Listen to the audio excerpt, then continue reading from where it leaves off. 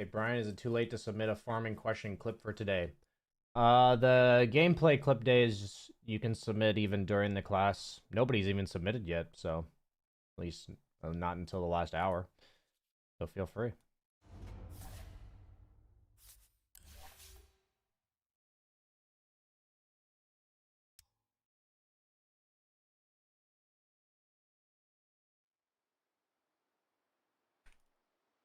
Yo, Sammy DZ.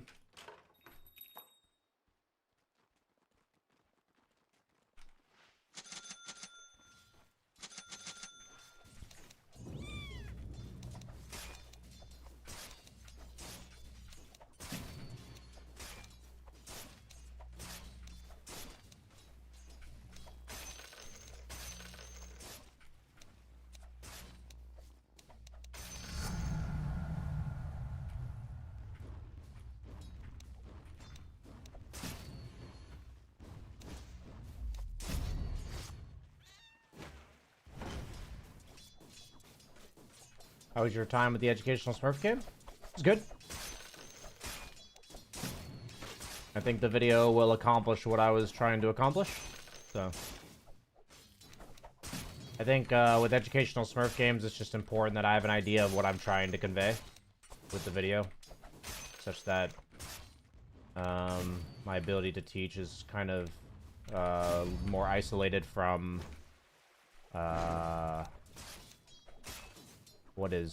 what happens in the game.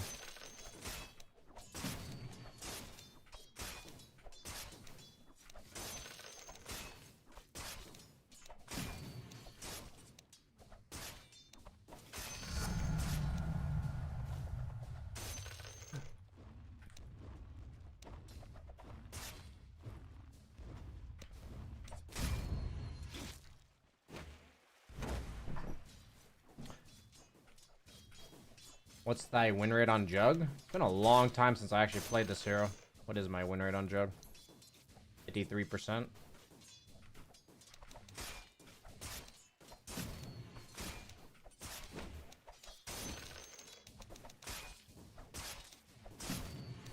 If you're talking about this patch, I haven't gotten to play him yet.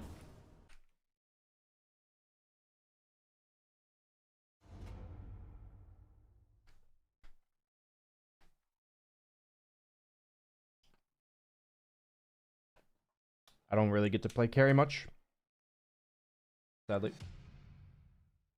My goal, I actually need to have the message copy pasted.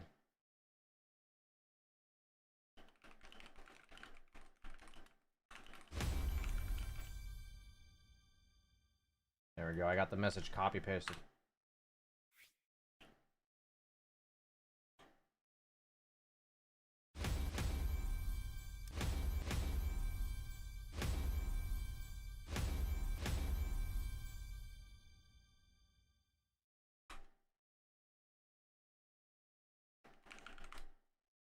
Yeah, that goes. Roll the fucking 99.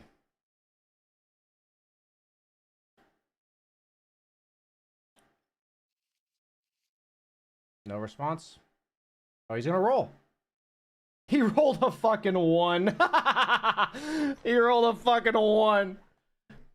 That's pretty funny.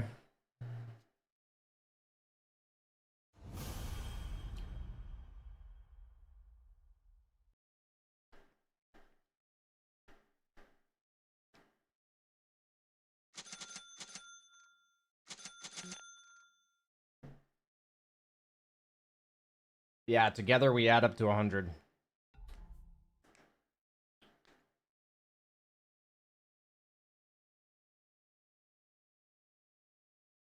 Okay. I'm actually going to keep track of this. I am going to type in chat, I would greatly appreciate if we can roll for carry every single game. And I'm going to see what stats we get. And I need to... roll for carry. Game 1. Guy rolled after I rolled 99. And gave me carry.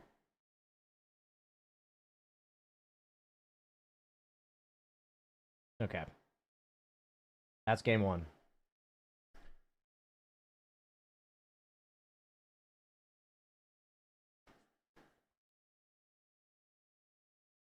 Oh, oh, oh! Wait, no, it's this one. Whew! Almost fucked that up, guys.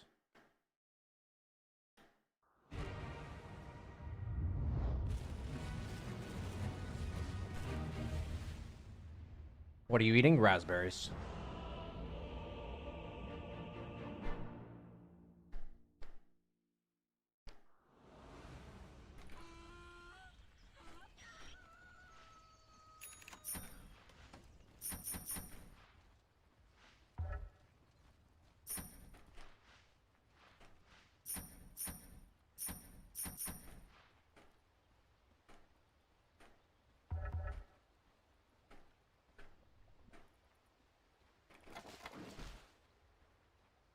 Dude, my base damage is so high when I have this 10 fucking attacks.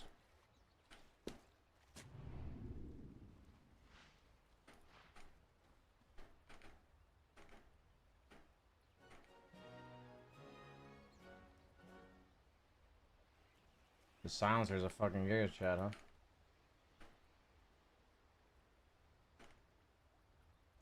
Can you Manta disjoint Omni? I don't believe so.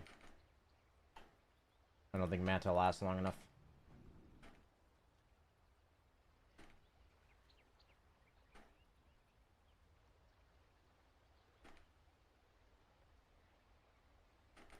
Are they doing like a tri-lane aggressive or what?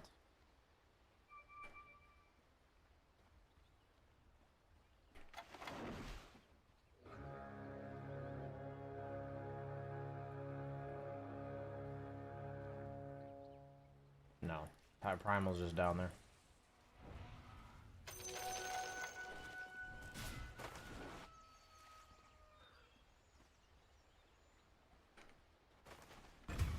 Oof.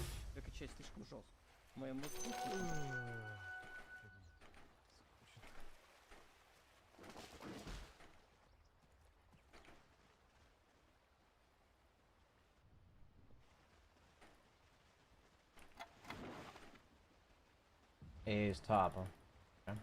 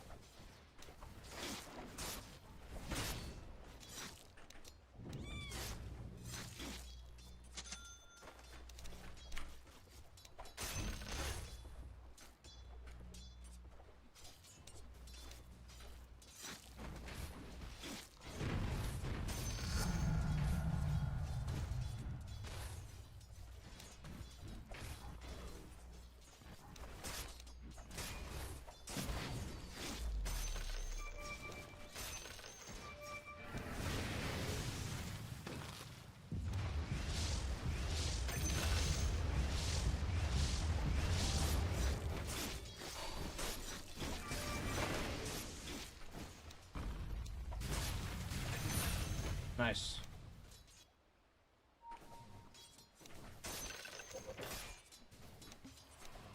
Oh no, I missed the free CS.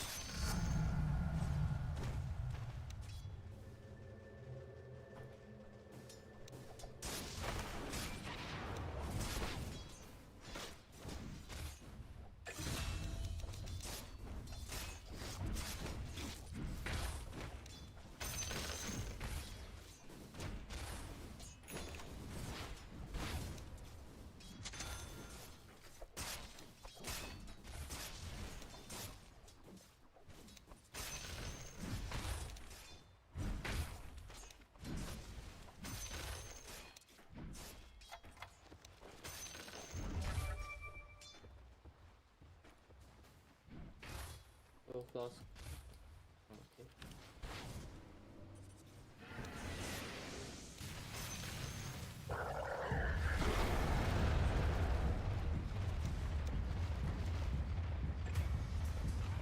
меня все.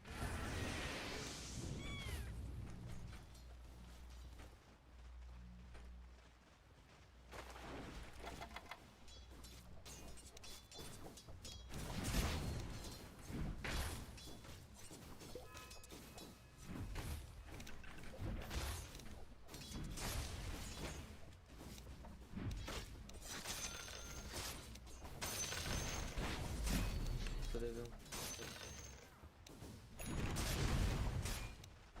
Ласка тебе, если что будет.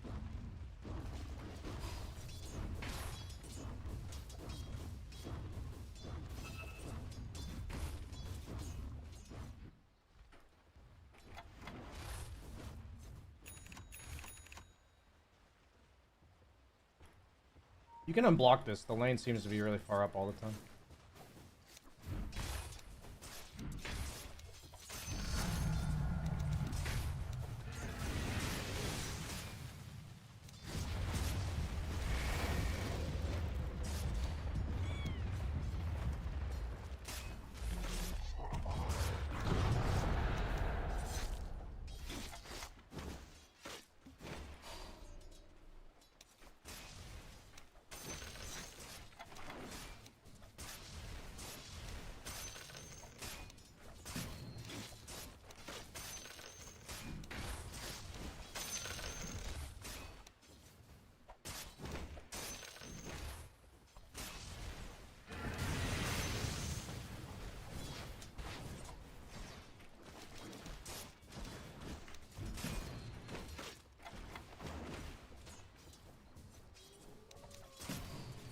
Dude, Jug is like such a strong laner. It's like insane, actually. Like, I've been losing to Jug in lane like every game. Я за бабками. Я пойду спизжу у них бабки. Не умрет? Блядь, бегу. What?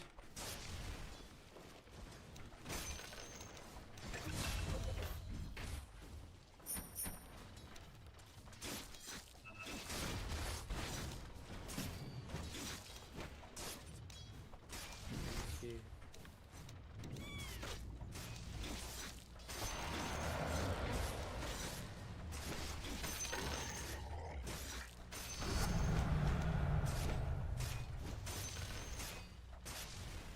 Смотри, можем даже нокер убить. У меня маны на...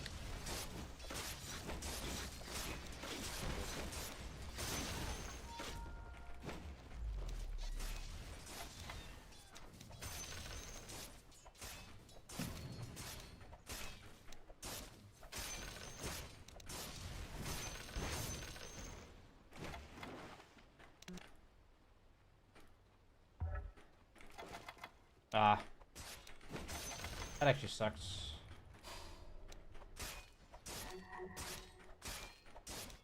Я прогрею, наверное. А, прогрел, блядь, сейчас умру.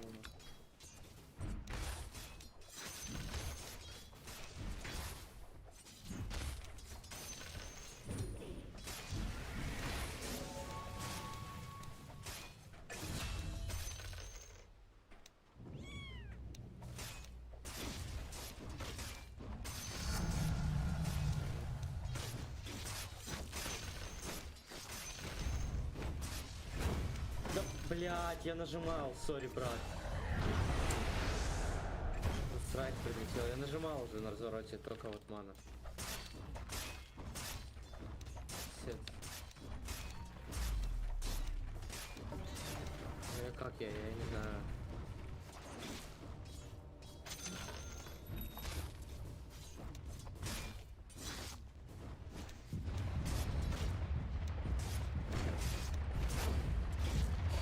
Да, забираю. I have to be afraid of Sunstrike. Я, наверное, я не знаю, успею, наверное. Я тройку тебе стакну, заберешь потом, да? Потому что пользы от меня на линии нет большой.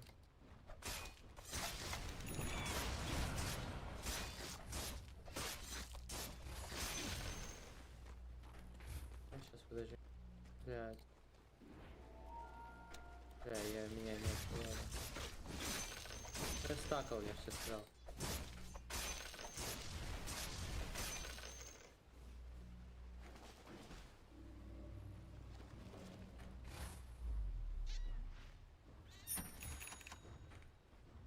Я могу к вам в гейт выйти. в целом. А он жал Сандер. А, Го, я в гейт приду. Давай, давай.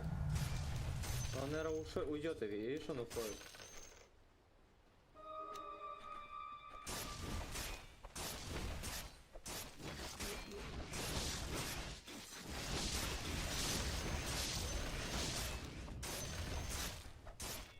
Баб. Урона миллион.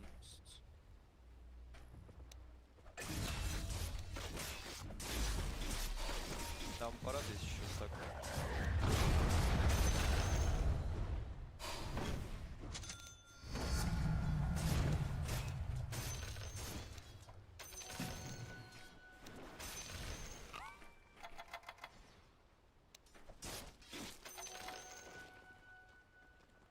А мы пушим, блядь.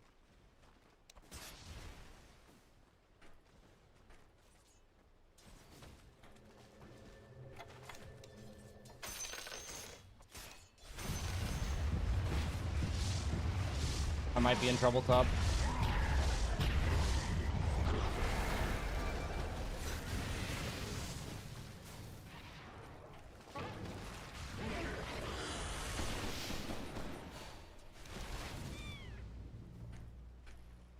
You missed Sunstrike.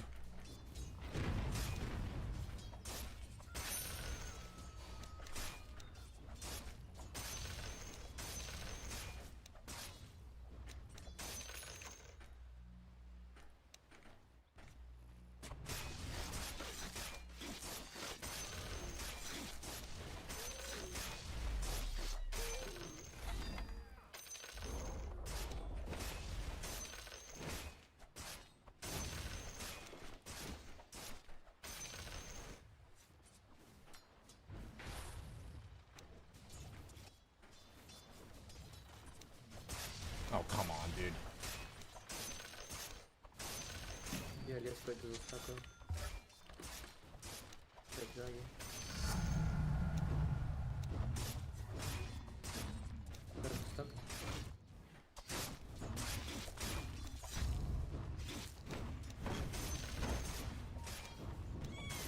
Чего?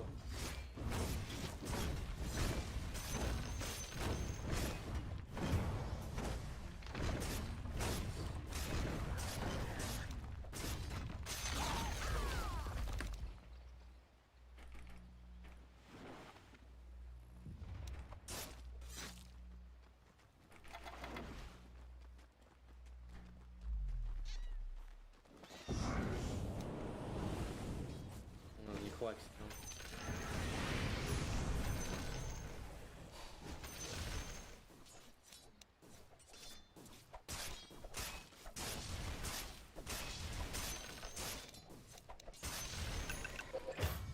Я не успел дать еще первый.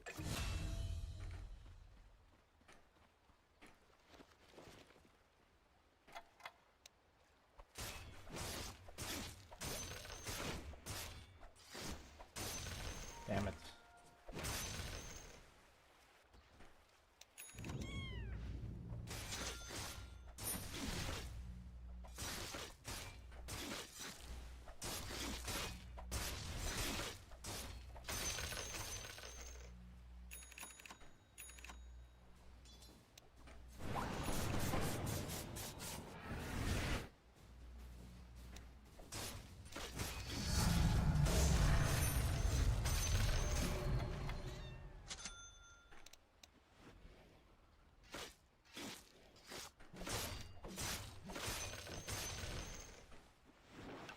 Лесок бы стахнуть еще разок.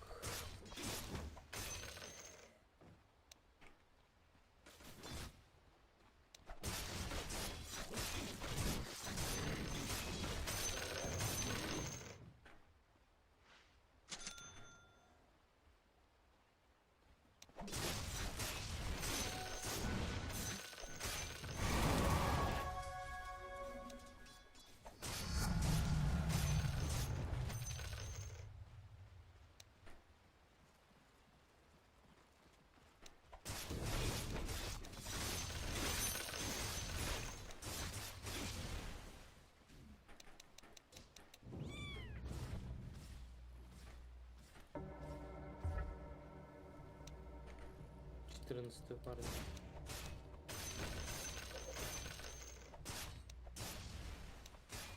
Oh, come on, dude. That was pretty lazy micro by me. Стакни здесь, я стакну тут. Да, вот тут стакни тут.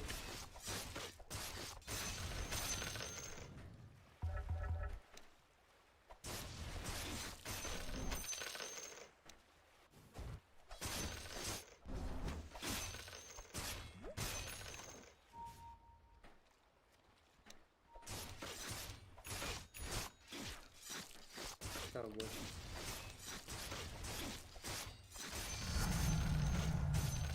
Если... Ну, у меня летит только смог. Летит смог. Нет, он летит, вот он. Да, я нажал уже. I can TP mid. Не торопитесь.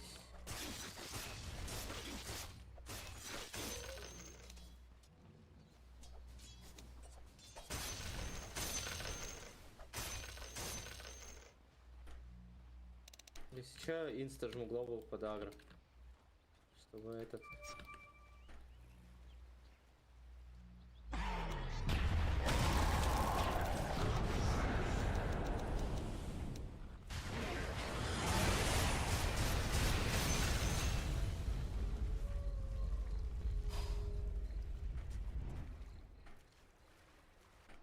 That's why I had strength treads on.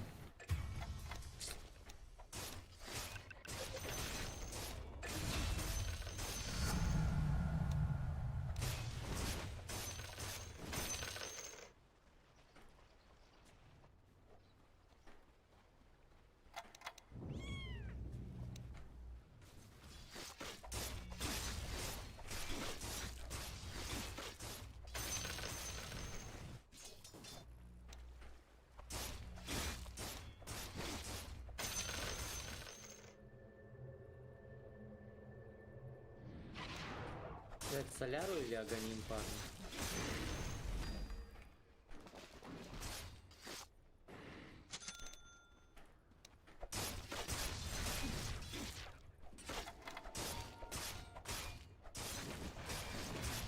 Плохо делаешь.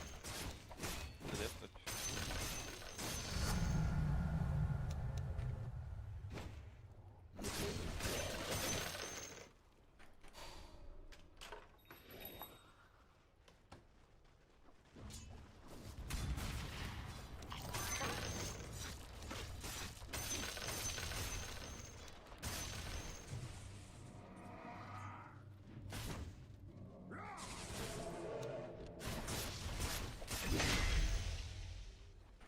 You can have lane.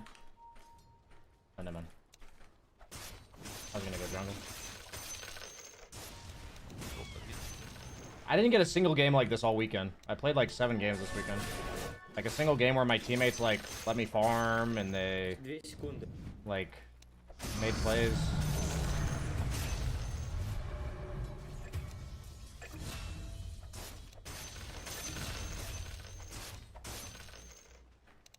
Две секунды было.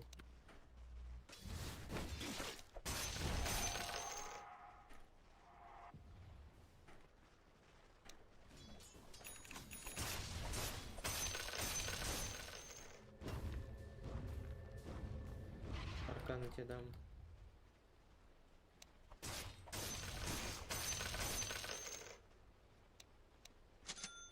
Не добавил.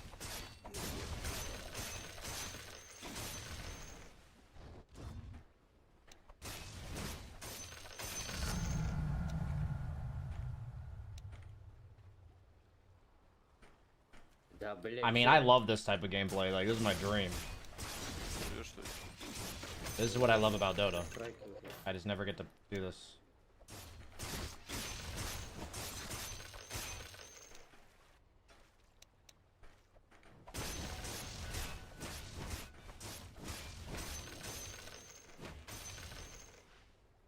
I'm debating Lincolns, because I don't think they can kill me if I have a Lincolns.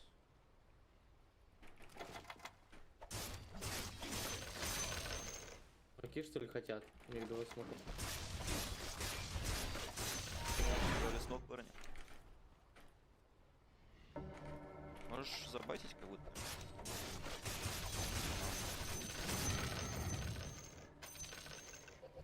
Короче, смока храним.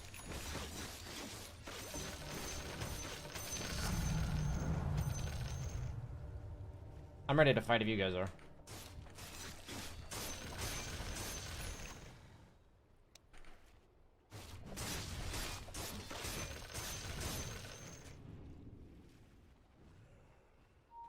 Можем сами нажать. Видите, кто как парни?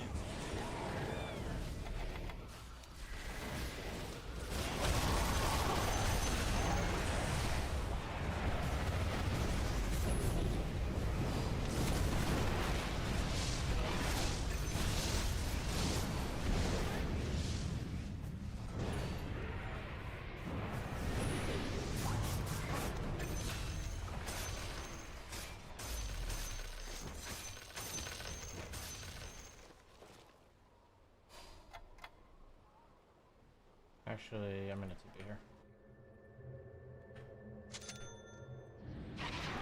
Yeah, I'll come back through.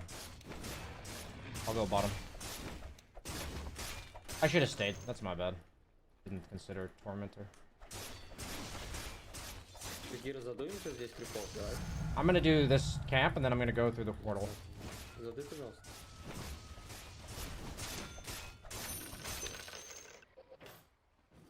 Actually...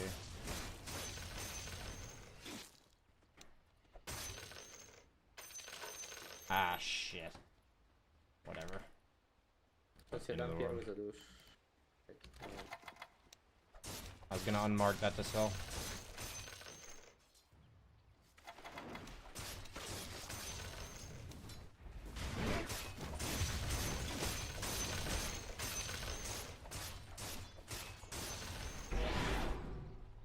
I'll come through gate.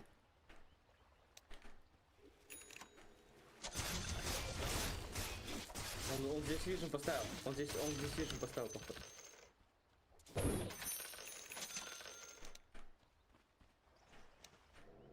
Да.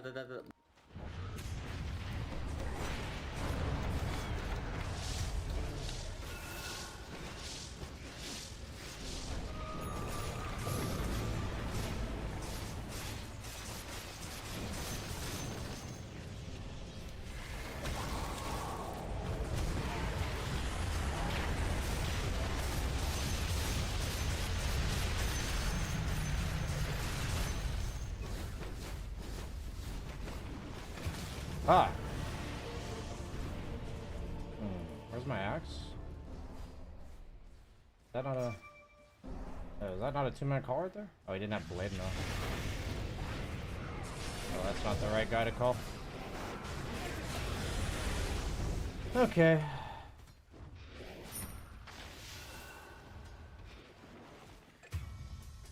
That was a bad death.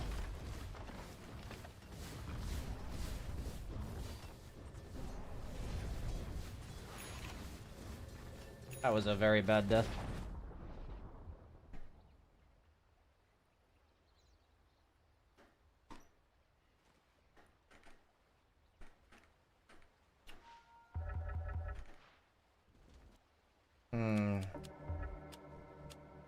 Honestly, I think it's blink into butterfly.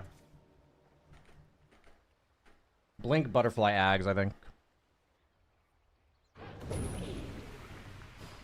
I don't think that's the right guy to go on.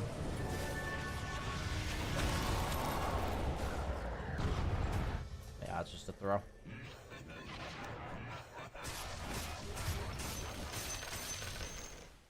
Literally just a throw. Okay, suddenly this game is like really ugly because we were stomping and now we have like fed massive amount of kills, so my Lincolns goes from being like unkillable to not very helpful.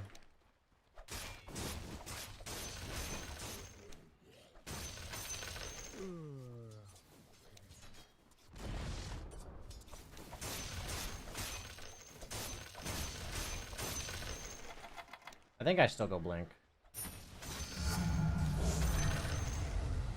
Так, короче, цель Вокер. ВКБ вызывает.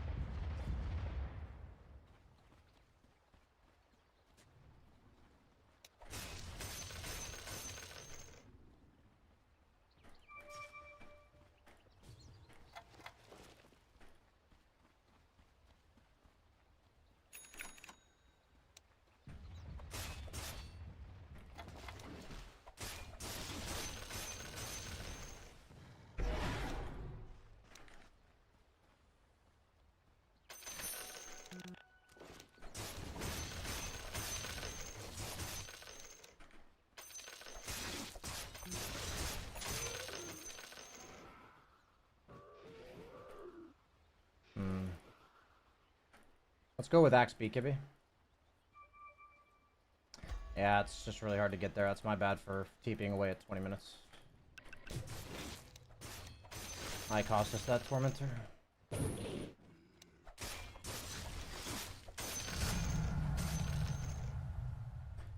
I think we're really strong with Axe B, Kibby. I think we should smoke.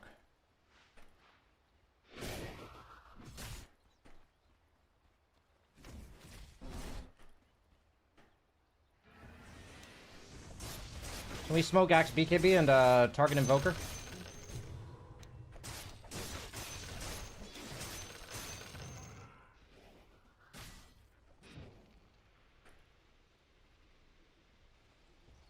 I'm still like way more farmed than Долго TB. нажмем. Смог бакс.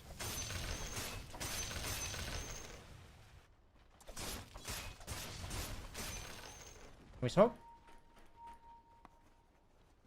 Is Axe like serious? What's going on? Axe, go, go. I mean, there's no point in smoking if he's not in it.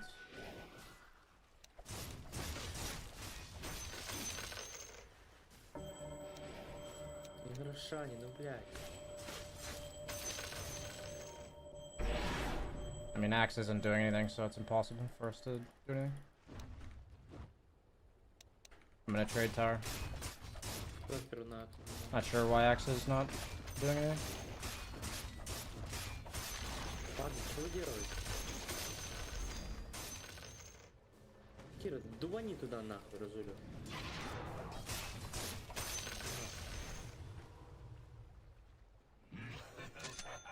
I TP top, guys.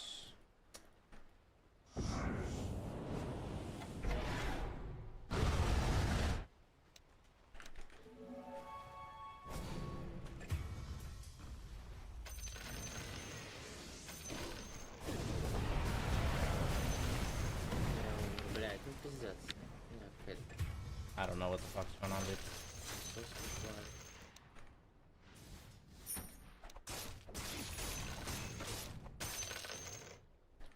Блять, откуда у него нахуй это все? Чё за хуйня?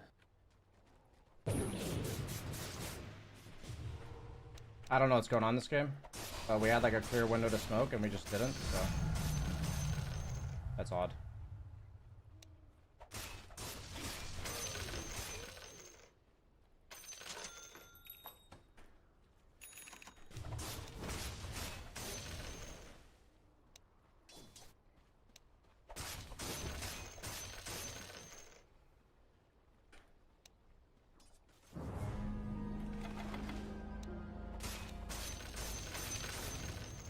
I do have an upgraded Shiv though, which is nice, or whatever this is called.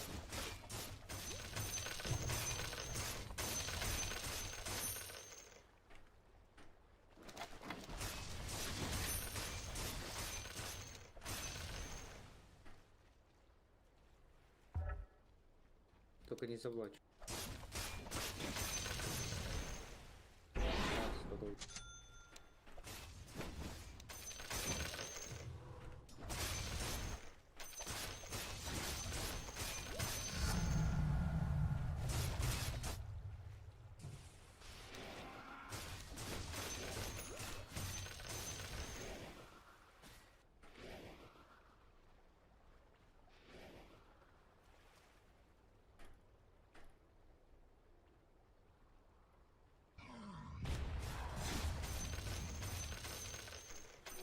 Okay, so Primal Beast has no ulti for 35 seconds.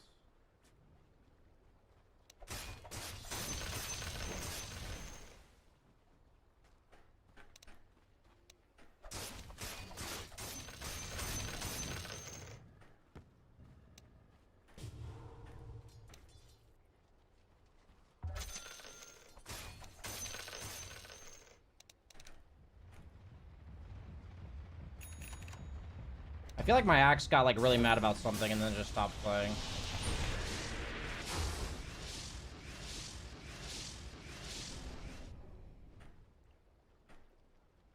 Парни файт нужен нормально, где Акс прыгнет, заколет за ним. But like without Axe, we can't really do anything. He's like our main stun. And he's just like farming triangle right now, so. Урона не хватило в миде, это вообще пиздец. So I guess I'll buy Abyssal. Или драк, роли Рошана. Полная игра была уже ушла.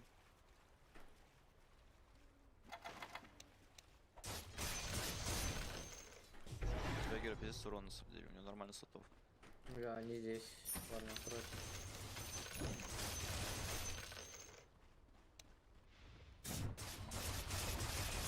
Это Джаггер и Форс, хай.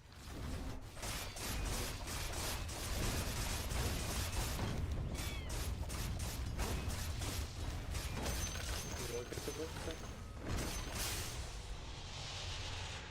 Джаггер улетел, у него ХВА. Мидит цеплять, парень, мидит. Другой игру.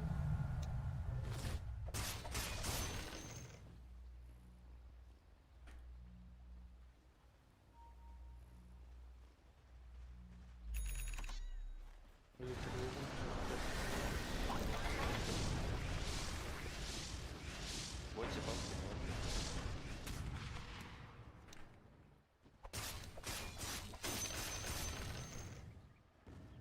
На Эги стоит похуй, он без меты встанет, мы его в 2 раза убьем.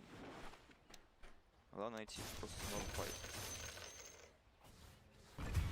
Ебать, я понял. Охуенно вообще, блядь, заходит чувак на ноге. Смотри. Не-не, тебе никто не поможет уже.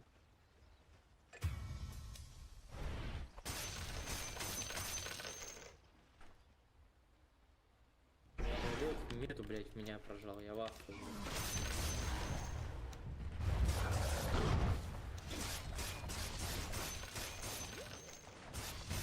Бис с ТП. Папка в миде тоже. Мета кончается.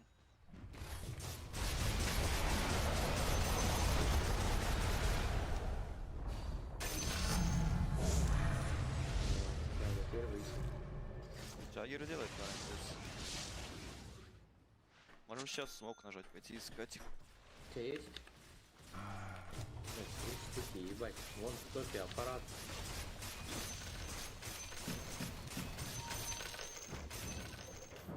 Смотрите, Эмбер помал клик.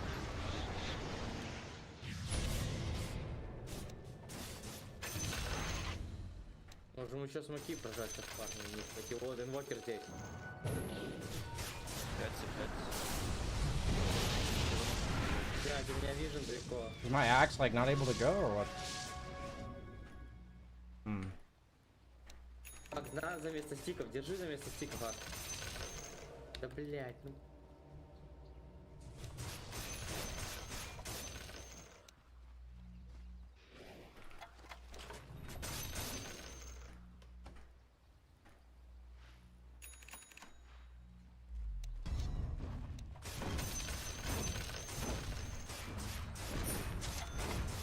Ну, может, подвыйдем, go back, парни.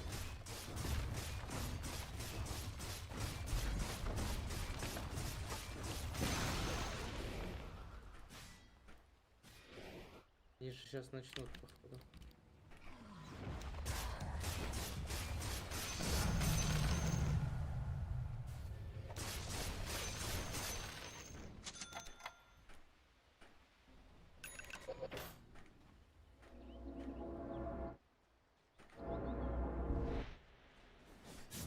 Maybe somebody shows bottom. Can you be ready?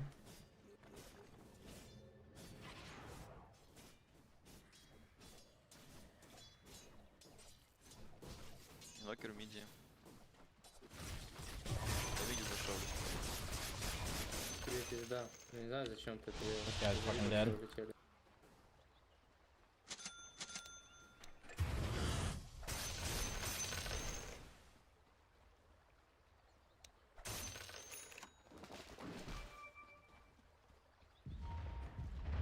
Праймал.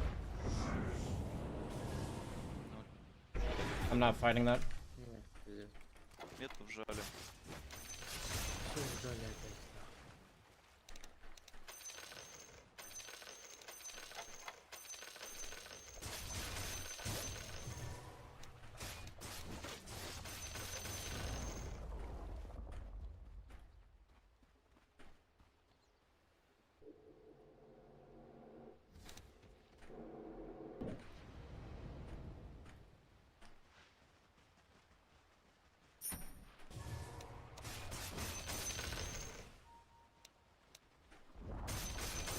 получается. Мета кончилась.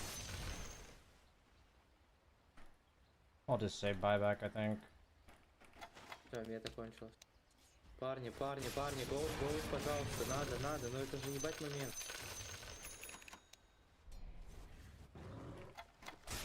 Блять.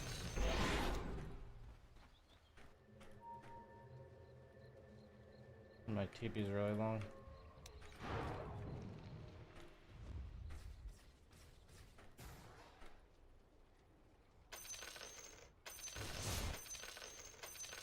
Иди ко мне.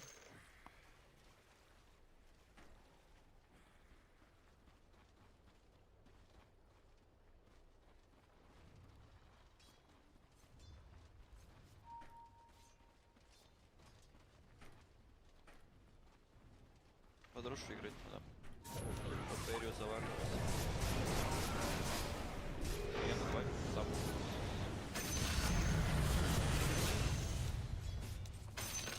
Блять.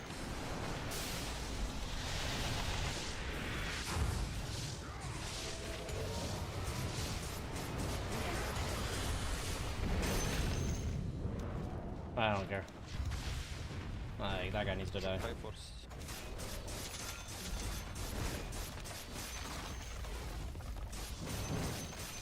На сомника нет. I don't have Omni Slash, so I just want to hit buildings.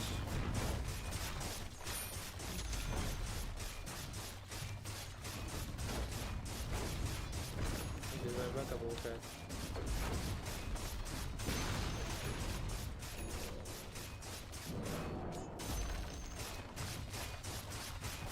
Глубоко также.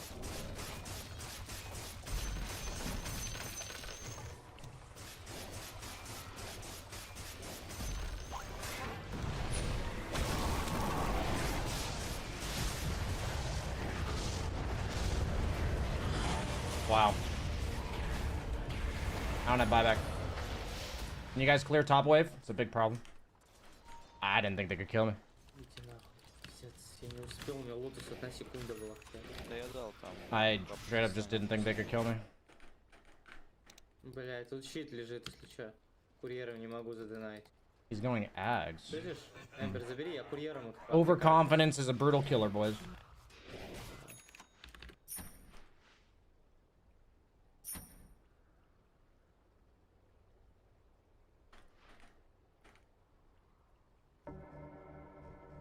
I think you had time to spin.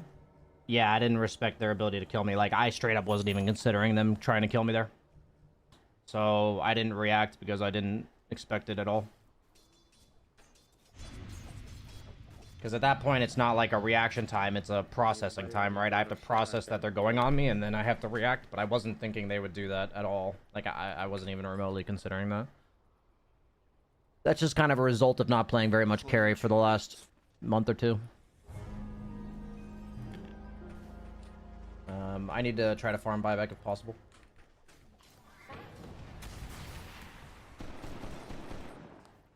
The Arcana walk, too funny for me. Lamau. Oh, like where he's like digging his sword in or what? Лотуса заберу.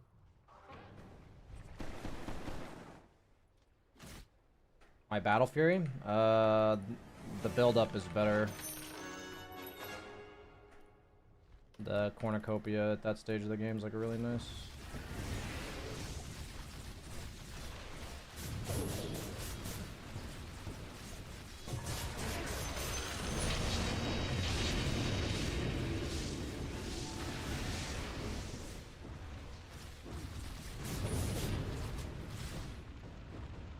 Snapfire's not here.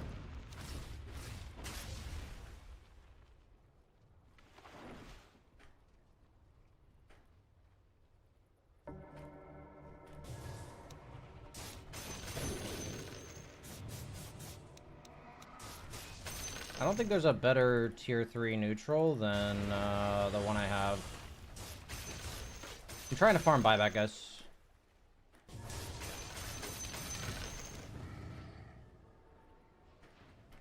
I'll get it pretty fast.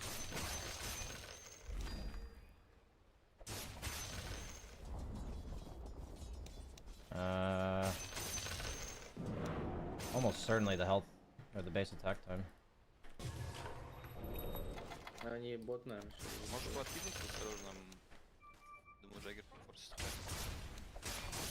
Я полетел тогда отсюда.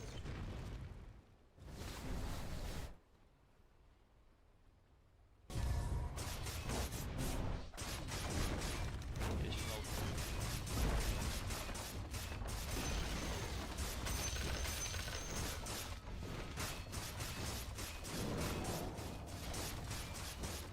Джаггер ломает.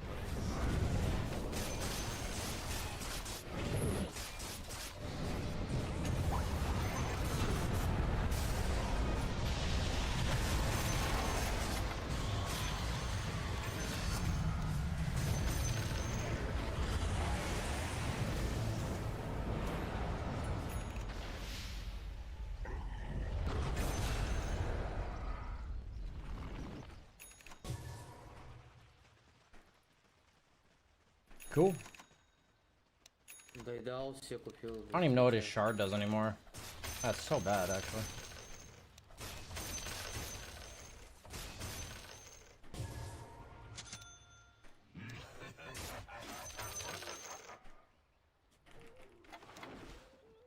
Ah, oh, it's there.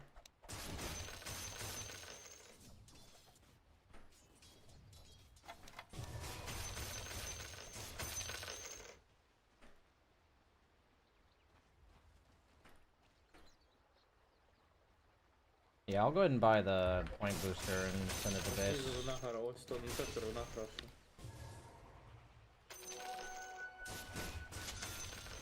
Need to respect AA a bit more.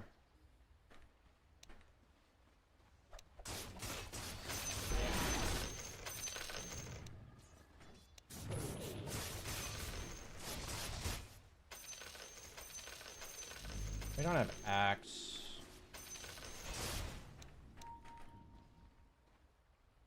I can't hit. We don't have axe here.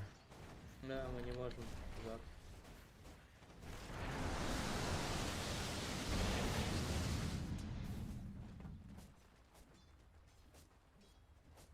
Я толкну. I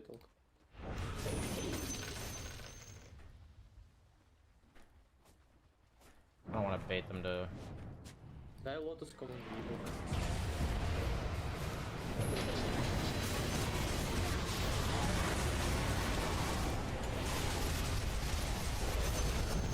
Holy shit, I did so much damage. Там Джаггера хуярит. Нормально. Николас Баракс. Надо мету переждать.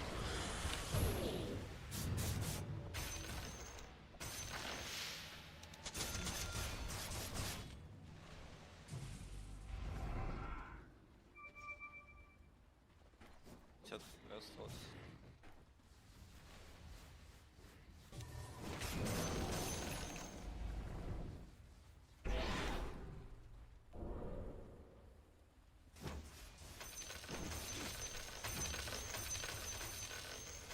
Я накину.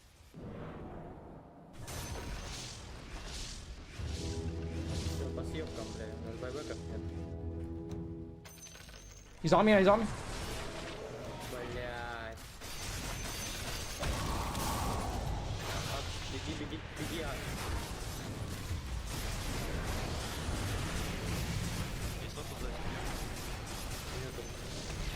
Oh Блядь, no. сука. Ебал. Are you serious, Silencer?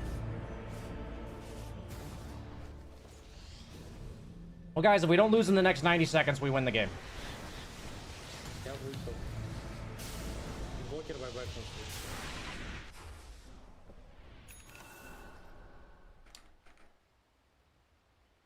Блять, сука, добежал до меня петушара ебаный. If we actually lose here, that'd be really depressing.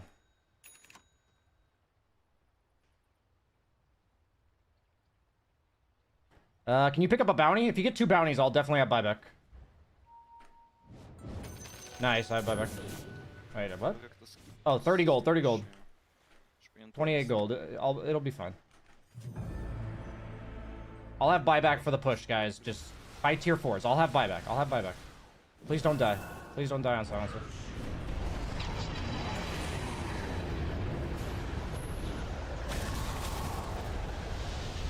Рамел.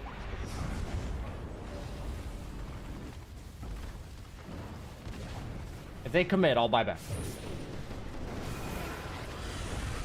Осторожно, парни, если Жаггер с баем. Ну не форсите сильно.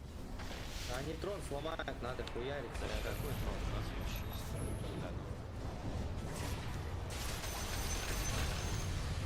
What?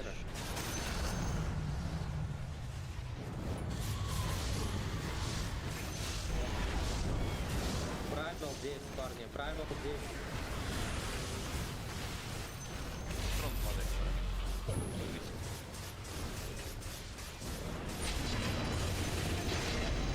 Nice. ГГ. Хорош. Not even close. Wasn't worried.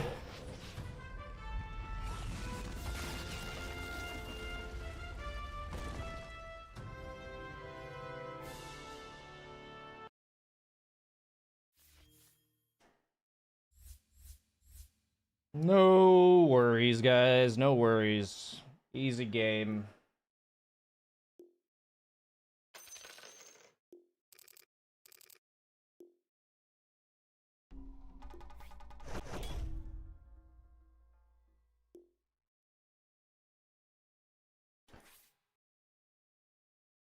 What was your build path? Battle Fury, Manta Lincolns, Blink. Battle Fury, Manta Lincolns, Blink, Butterfly, Swift Blink, Abyssal, Ags. If they made Omni Slash prioritize heroes, would that be too OP? Yeah, there would be no counterplay to Jug at level 6. There's like literally no counterplay at that point.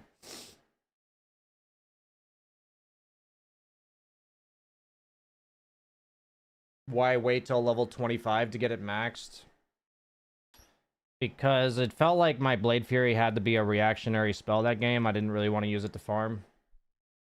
And I couldn't really imagine myself like Blade Furying on top of their course.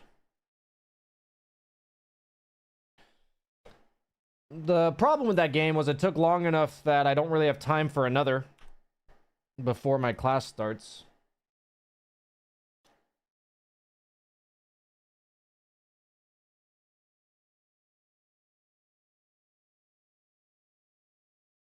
What do you think about Naga's Deluge being able to slow movement speed cap hasted units? I mean, it's just how it works, right? So I guess I think it's fine to have unique abilities in the game that, rather than being a slow, it's a move speed cap. I think it's interesting.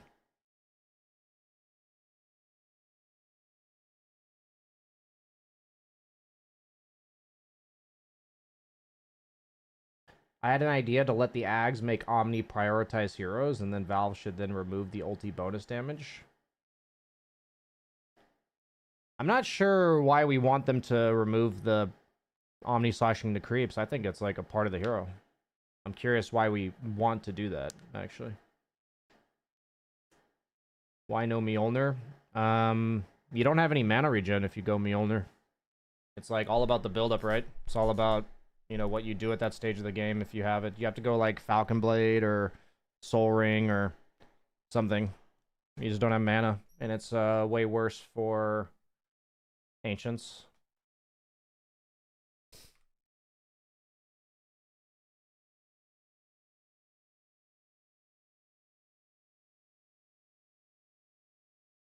Can Battle Fury work on Faceless Void in a similar capacity? I think the biggest problem with Faceless Void is that when he buys a Battle Fury, it's hard to explain, but he's kind of useless in the game. Like, Jug can show up to team fights. He can push towers.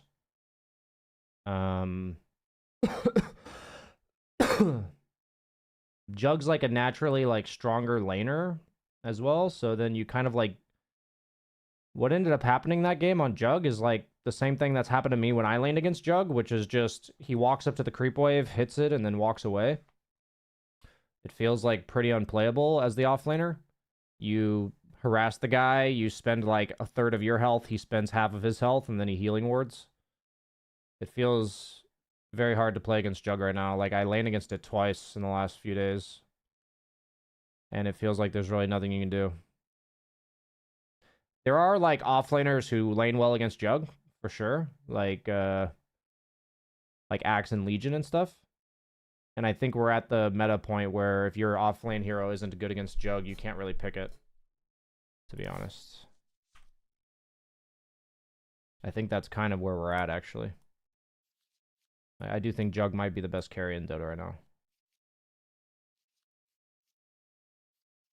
I'm just thinking about offlaners that I would want to play against Jug. What are Jug's worst matchups? Juggernaut, Dota buff.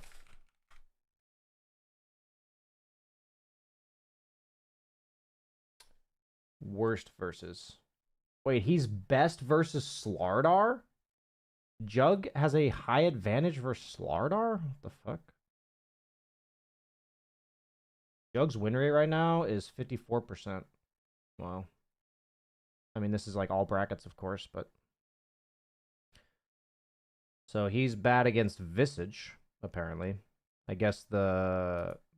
That actually makes sense. The Grave Chill in lane, and then the Stone Form later.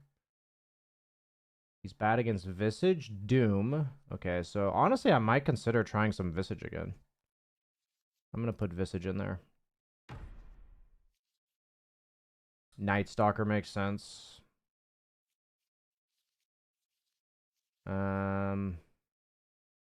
Beastmaster. Legion.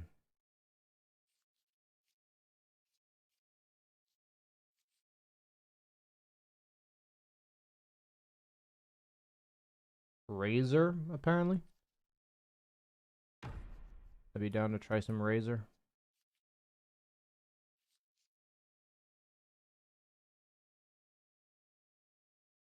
Is it because of Void's BAT mainly that he has to buy Mjolnir? I think it's the way that the heroes naturally function. So like on Manta, when you buy a Battle Fury, your next item can just be a stat item. Like Manta. And I feel like on Void, going Manta, it's like okay, but it feels pretty bad. Like you don't really kill anybody in Chrono. So you're like not a threat with your next item. I feel like all of the heroes that go Battle Fury are then a threat with their next item. And I think that's like the problem with Battle Fury on a lot of heroes.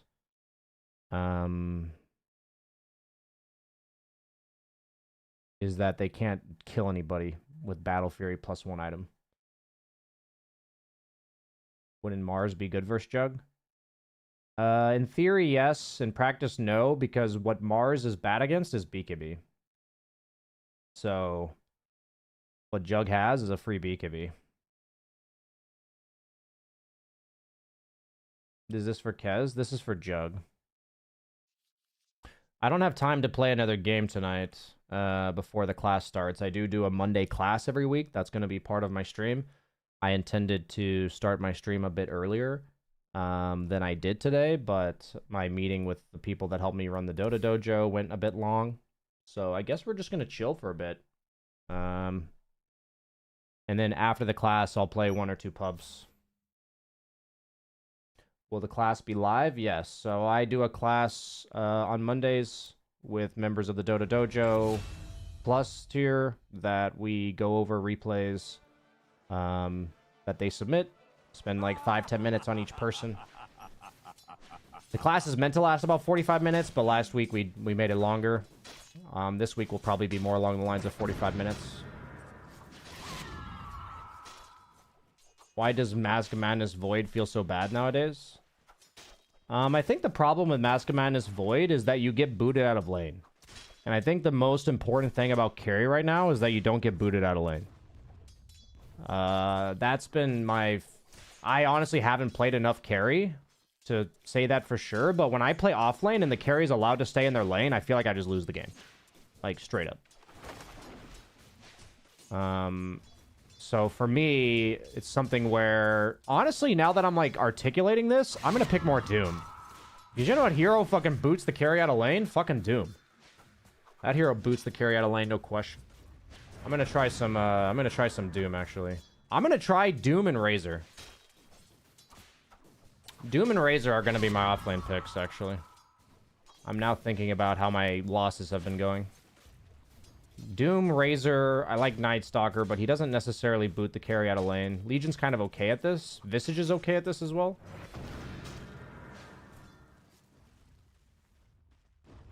Do you think there is any reason not to buy casual Windlace on any carry that walks camp to camp? I think if you have slots, especially with like a Battle Fury, it's almost always worth it. Yeah, I can't really think of a hero that wouldn't do it. Isn't it hard for Ursa or for Razor and Doom when Ursa's meta? So for me, I'm watching the meta shift, and I feel like the meta is shifting to Juggernaut, and Ursa's also banned in a lot of my games. But I do think Ursa is a hero to be considered as well. Have you seen any flow morphs in your games? No, I have not seen any flow morphs.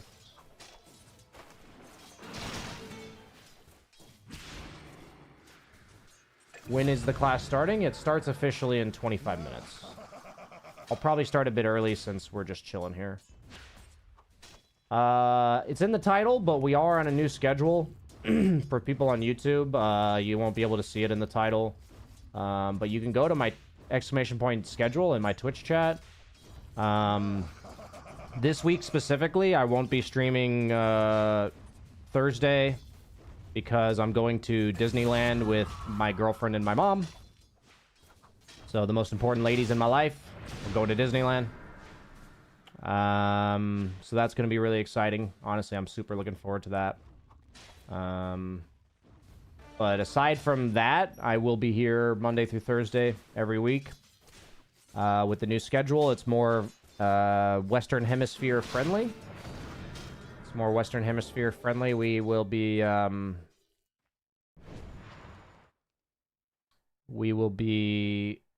doing the evening streams on Monday, but then on like Tuesday through Thursday, it's more of an afternoon stream, so it's like a morning stream for NA. Disneyland California? No, Disneyland Paris. I live in the Netherlands, so Disneyland Paris. My mom is visiting me here, and we are all going to Paris.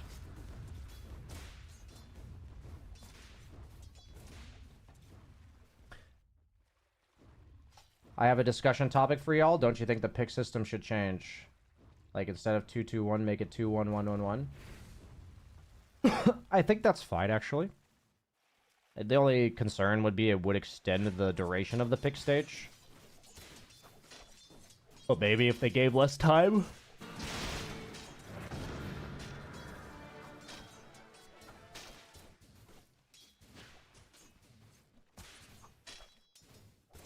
Why did Medusa offlane fall off? They nerfed a lot of her mana costs and stuff. Like, there was like specific patch where they targeted Medusa offlane. They like nerfed her ulti, they nerfed her E to have less mana, they nerfed her W to steal less mana. So just generally speaking, utility Medusa got like pretty heavily nerfed. It's like nerfs that do affect Carrydusa, but they're not like, they don't change the way that Carrydusa functions, you know what I mean? Good morning, handsome. Good morning. Yeah, no, I'm gonna have... I think we're gonna have a lot of fun, honestly. I think we're gonna have a lot of fun at Disneyland. So, when I was growing up, I lived in Arizona. And my mom and I... so, like... My parents got divorced when I was 11-ish. But before that, we would do family trips to Disneyland, where back then the park passes were like $100 or something for a year. It was like $200 for a year or something. So like we would go to Disneyland like 5 times a year back when I was a kid as like a whole family. But then afterwards, when my parents got divorced, it was more just me and my mom going. I do have a sister, but she wasn't always going with us. It was always me and my mom. So my mom and I probably went to Disneyland together between the age of like 11 and 16. I probably went with her 3-4 times a year minimum. So long story short, Disneyland California is very nostalgic for me. It's like my childhood in a nutshell. So, I'm just really excited to experience it again because I haven't been to Disneyland with my mom. I can't really do a Mickey Mouse impression. Tried my best. That's more like Pluto or some, or Goofy or some shit. That's my best Mickey Mouse impression I can give you.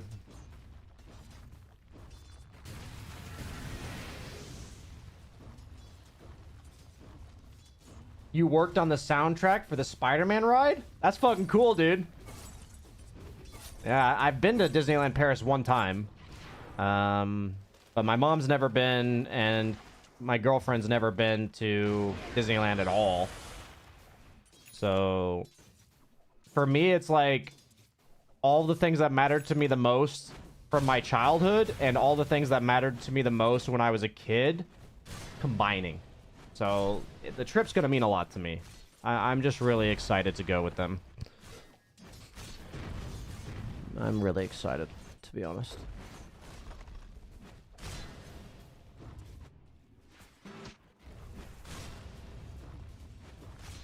You were born in Arizona? It's way too hot there? Indeed, it is way too hot in Arizona.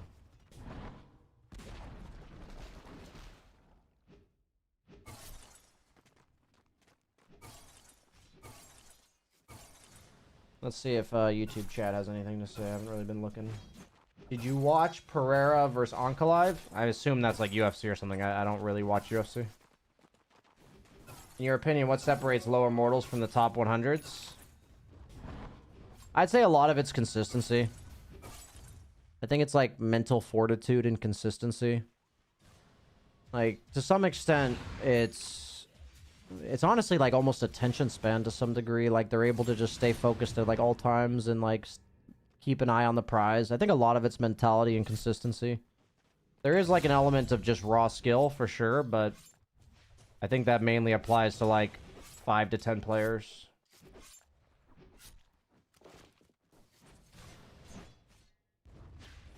Are people happy with 1 hour games? Is there any chance that we can speed up the game? I think they would have to shrink the map in order to speed it up. I think that is accurate what you're saying. I personally don't mind the longer games. I don't mind a Dota game being 40 minutes, 45 minutes. I don't very often have hour-long games, but I know that if my games are 40 minutes, your games are probably longer. Just because it takes, like, coordination to end the game.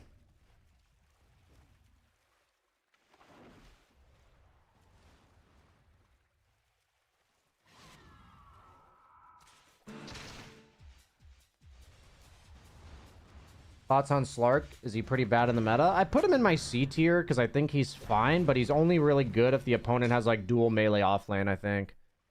It's like Pudge 4 and you know, Underlord offlane or something. I do think Slark is not that great. But I put him in like C tier because I do think he has a time where you pick him.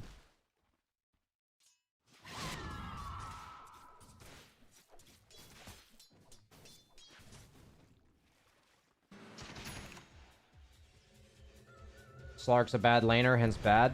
Pretty much. That's why, yeah, it's basically his laning stage. Not the best laning hero. Jug, on the other hand, feels like insanely strong. It might just be because people haven't adjusted to him getting picked yet, but man, I've had like 4 or 5 Jugs in my games, and they just always free farm. Simon Neo, thanks for the 1.5 sub, dude. I appreciate that.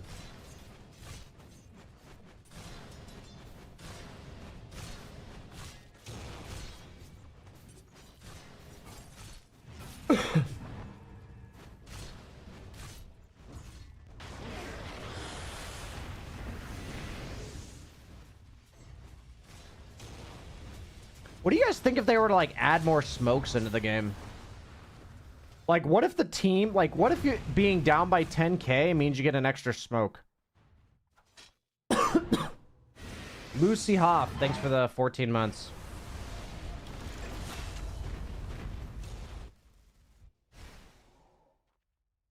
Does a hero being a good laner automatically make it a good hero? I think the laning stage is like 50% to like 80% of what makes a hero good, I think. Because most heroes in Dota are like conceptually strong. Like if they get their items, if they hit their timings, most of them are good heroes. So I think nowadays, because the map is big, people can farm. I think it really just boils down to, are you allowed to farm? Are you allowed to get your timings? So I think right now laning's like really important. It makes sense you're thinking this way, being in the Netherlands.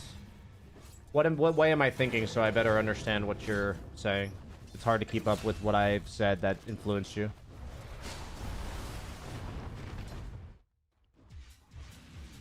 I bought Manscaped like you wanted, but accidentally mutilated my organs. Can you give me a refund? Sorry, we do not provide kidneys. Oh, the smoking. That's funny.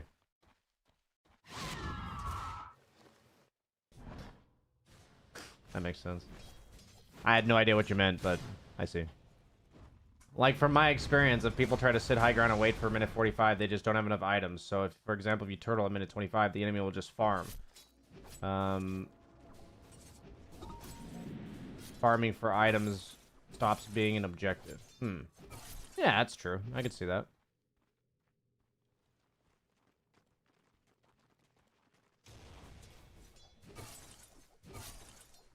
It's always better when you have to explain your joke, you know? Always better.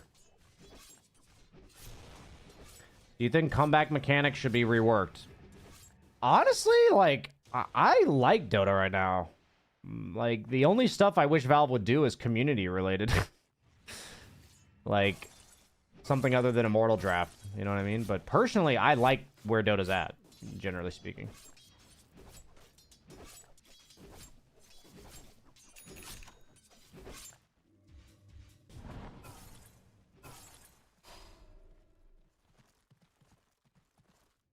How do you transition out of the laning phase as a slow farming off lane? I love Mars for the team play, but I feel like wasting so much time between 10 to 20 minutes. On heroes like Mars, what's so important is that you get a kill to like boot somebody out of the area, such that while they're respawning and their team is like reclaiming the map, so that's like the downtime of your ulti, that you're actually farming in that area and you're like controlling that lane. So like a lot of heroes like Mars, their farming speed is heavily predicated on whether or not they're a threat to the opponent. And if you're not a threat to the opponent, oftentimes you just have to go like Brown Boots Blink, get your Blink, and then you go like Shard afterwards, because then Shard plus level 15 talent clears creep waves. So a lot of heroes like Mars, you kind of need to have like this understanding of my farm speed is heavily determined by this. If this doesn't apply, then I have to go straight Blink Dagger. And if I go straight Blink Dagger, then I have to go Shard in order to like accelerate my mid game. So I think for me, it's like that would be my best answer, I think, to your question about Mars.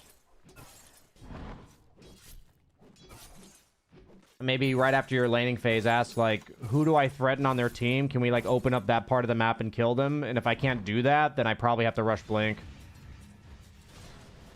How do I get an invite to the dojo? You can do this. Discord.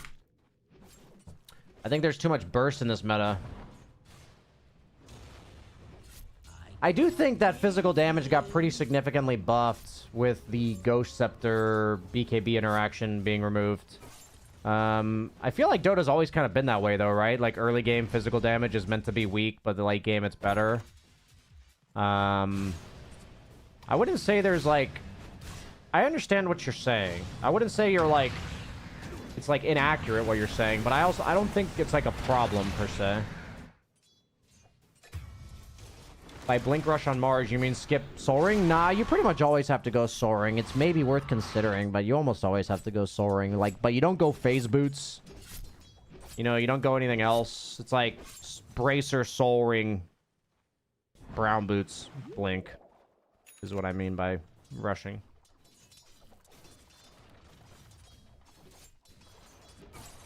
What are your favorite warding spots this patch? As Radiant, I really like this area. Especially when I'm playing mid or carry. I also like warding the Twin Gates. I think that's pretty impactful a lot of the time. It seems like most professional teams and high-level players prioritize warding the mid lane. How do you think Marcy matches up against Jug? I think as a laning matchup, she would do quite well because she can leap away from him, and then she can also force him to spend defensively. So I'd imagine offlane Marcy would do quite well. I think carry Marcy would struggle, though, because Marcy doesn't really build armor items.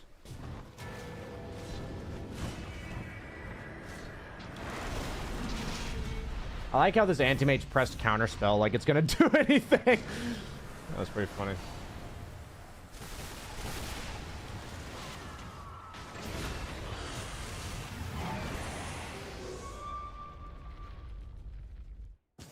I think this game's a classic pub player, like, outplaying himself. I think he picked Anti-Mage after his carry picked Dusa, thinking, like, the opponent carry's gonna pick Anti-Mage, and then they just didn't pick Anti-Mage, so now he's Anti-Mage.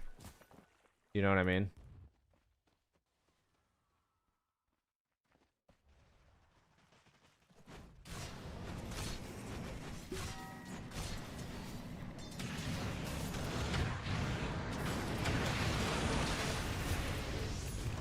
I'm pretty sure that's what happened here. And now he's just an anti-mage.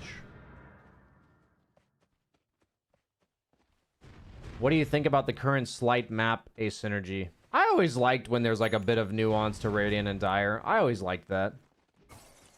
I honestly don't pay too close attention to what it is. Do you dislike it? It's an interesting question to ask. Like, it's never really been at the forefront of my attention. You fractured your mouse hand, and now I play Alk and give everyone Ags. Alk is the new Wraith King. You can play him with one hand.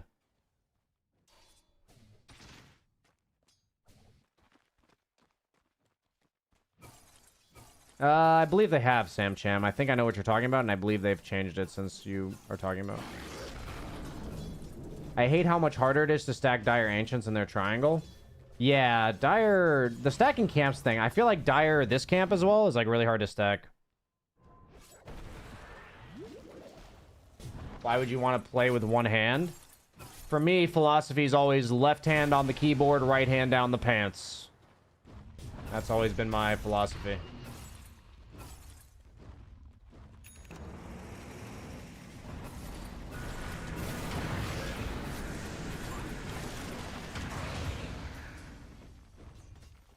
That makes sense with mats. I don't think the map needs to be completely symmetrical like other game maps are, but sometimes it does feel like one jungle's way more efficient. Yeah, I don't necessarily like when that happens, yeah. That makes sense with mats. Like, I feel like I've been putting too much pressure on the lane. 3k, but I've been going double brace or phase blink. I can either snowball out of lane or just initiate and die with Mars. Yeah, so what's probably happening is you aren't adjusting to whether or not you have kill threat, and you're not consciously assessing if I should go for bigger items. You're probably always going for the aggressive items, and sometimes that just doesn't work, right? So what's probably happening to you is that you're building the same way every game, and what happens is it doesn't apply every game, so then you're struggling during a specific phase where you're not varying your items. I'd say the solution to a lot of people's problems when they have a specific stage of the game is that they're probably either itemizing the same way, or they don't itemize. They don't understand how to itemize for that stage of the game. What did you think of the educational Smurf match? I think, I mean, it was sadly a bit of a stomp. I don't think that's like too surprising since it was like a 2.6k, 2.7k average. But, overall, I had a plan going into why I picked Leshrac and what I wanted to show, and I think I accomplished that. And people who were a part of the game were helpful, so.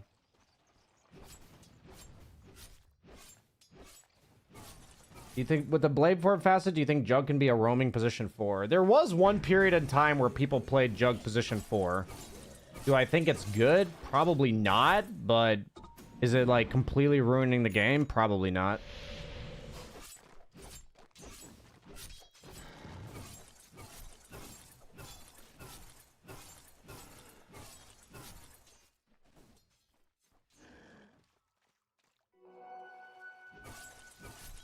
What's up, Dean Pierce, with your Borderlands 4 badge thing? I'm gonna go quickly get a snack, and then we're gonna start the dojo class in about 5 minutes, guys. But I'm gonna go get a snack.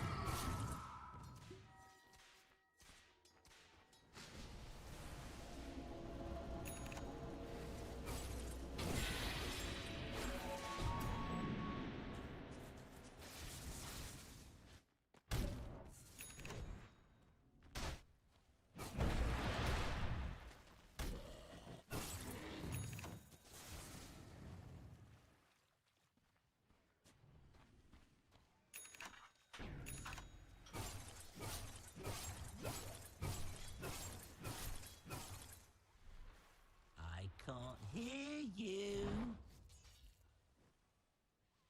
Am I going to stream the class? Yes. Every Monday, we're going to be streaming the class. That is the plan.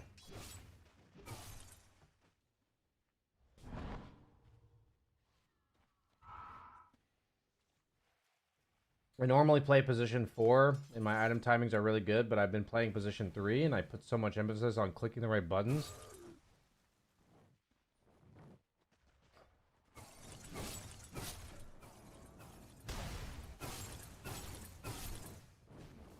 Yeah, I understand that. It's definitely that's part of the difficulty of transitioning from support to core, is you do need to click more buttons.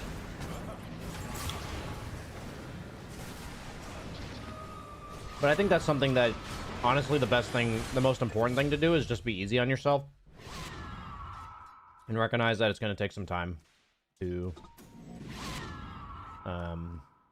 get better at that, basically.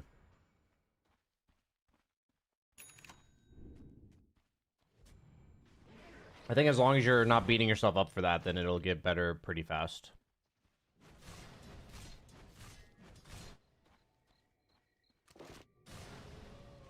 What's the class? It's basically a group replay review, where I call somebody up, they have a replay they submitted, and we discuss it, a specific point in the game that they have a problem with, and then we talk about it.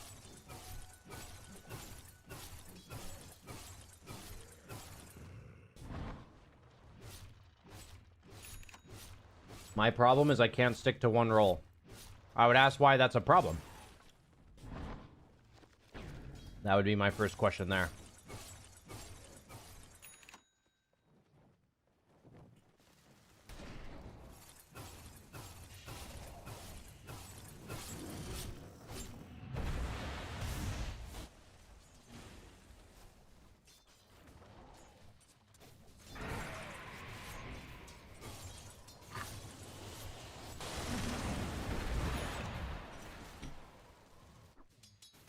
I think it's fun to play different roles, but definitely feels like I can do better by sticking to one. I mean, it just depends on what your priorities are. If you're having fun with it, then that's what matters, right?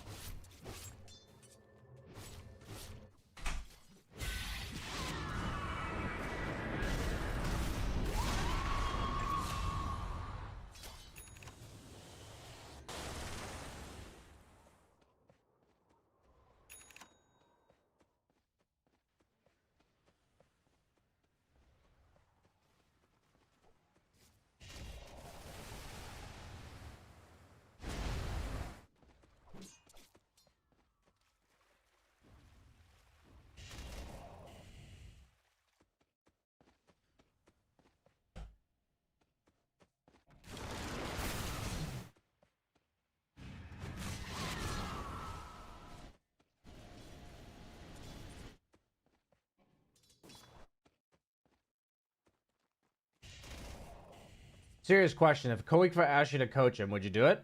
I'd probably coach him like on stream if he wanted to. Like, I wouldn't even charge him. I wouldn't like do it repeatedly for free, but if he wanted like a few sessions, I think that would mutually benefit both of us, so I'd be happy to do that. Okay, guys, we got our coaching class now. This is something that I'm doing every Monday as part of my stream. So I will always stream the Monday ones. I do them on Sunday as well, but those are not on stream. Okay. Go ahead and load up the class.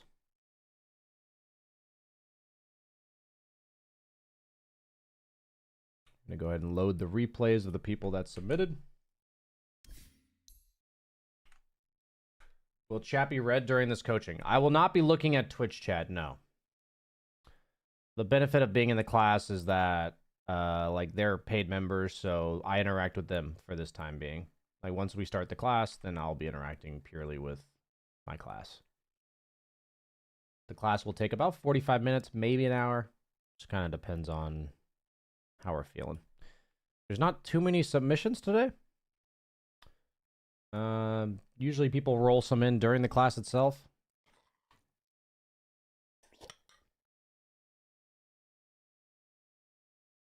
One question, are macro decisions teachable? Absolutely. Absolutely teachable. It's all about asking yourself the right questions.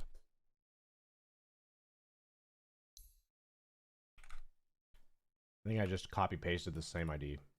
I did.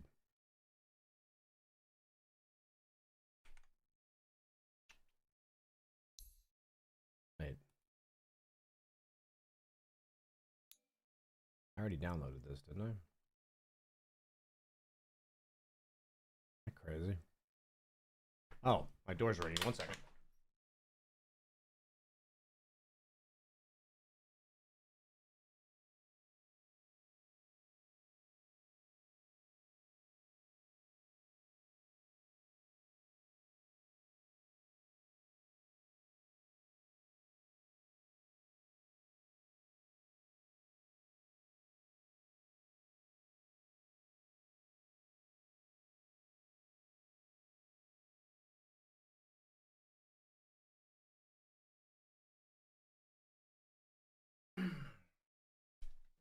My girlfriend had ordered a package. So.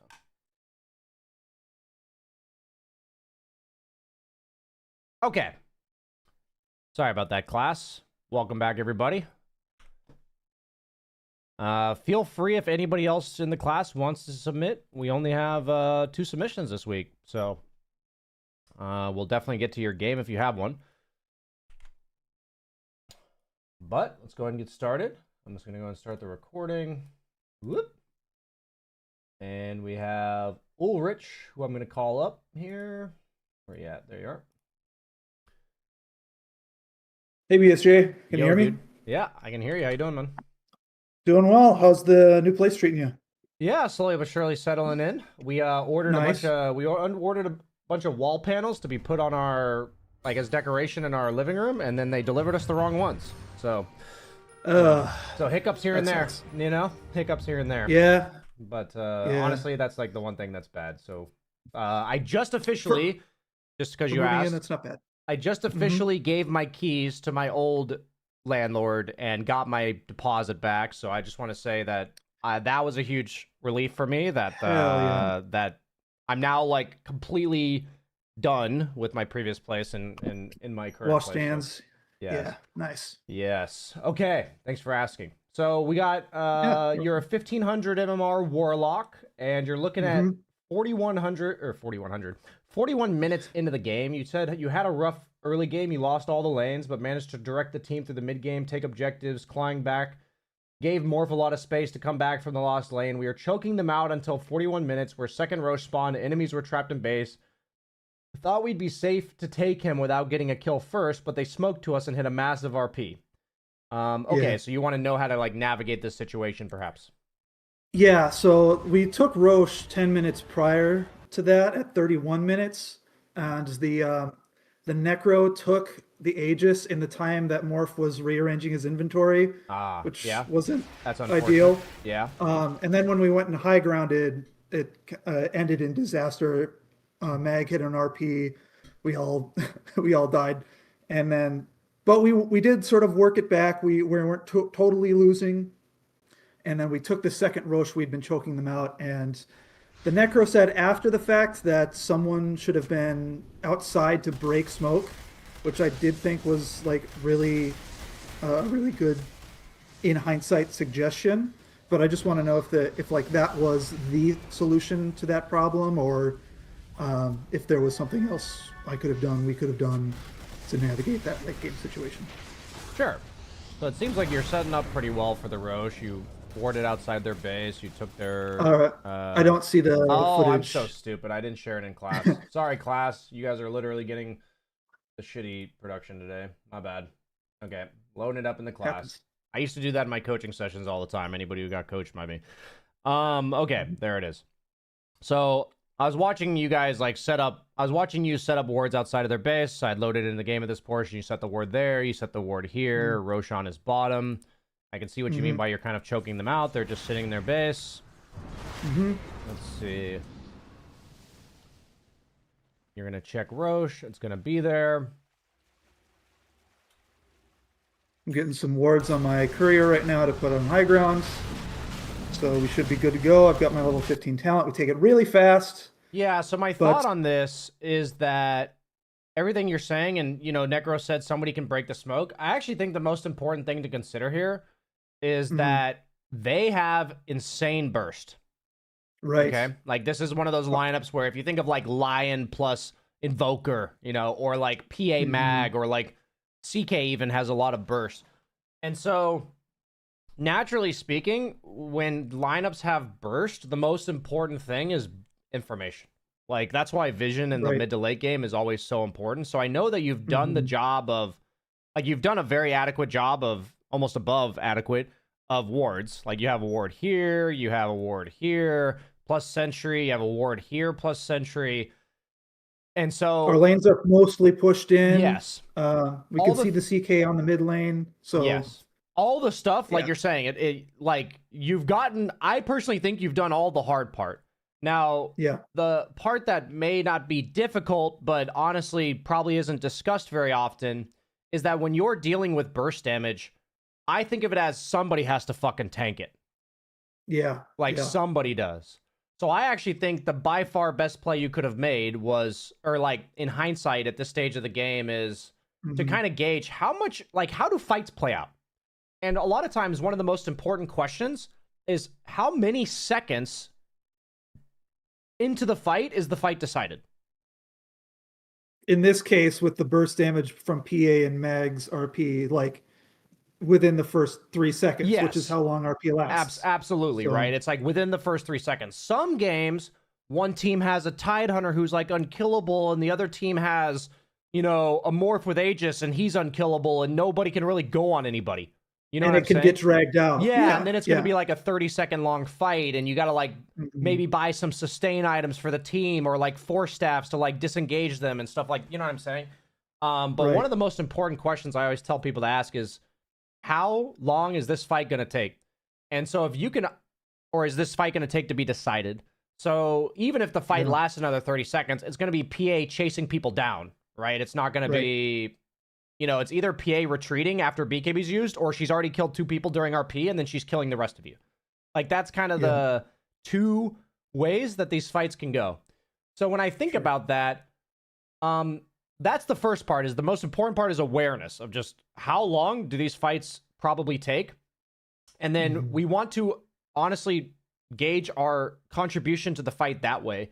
And when fights are really quick to be decided, the most powerful thing in the game, does anybody know what it is? I'm looking at the chat on Discord here. Does anybody know? You can answer as well. Well, you said earlier information. Yeah, absolutely. Information, sorry. But if the fight's going to be decided in like 3 to 5 seconds, other than information, what is the most important thing? Does anybody know?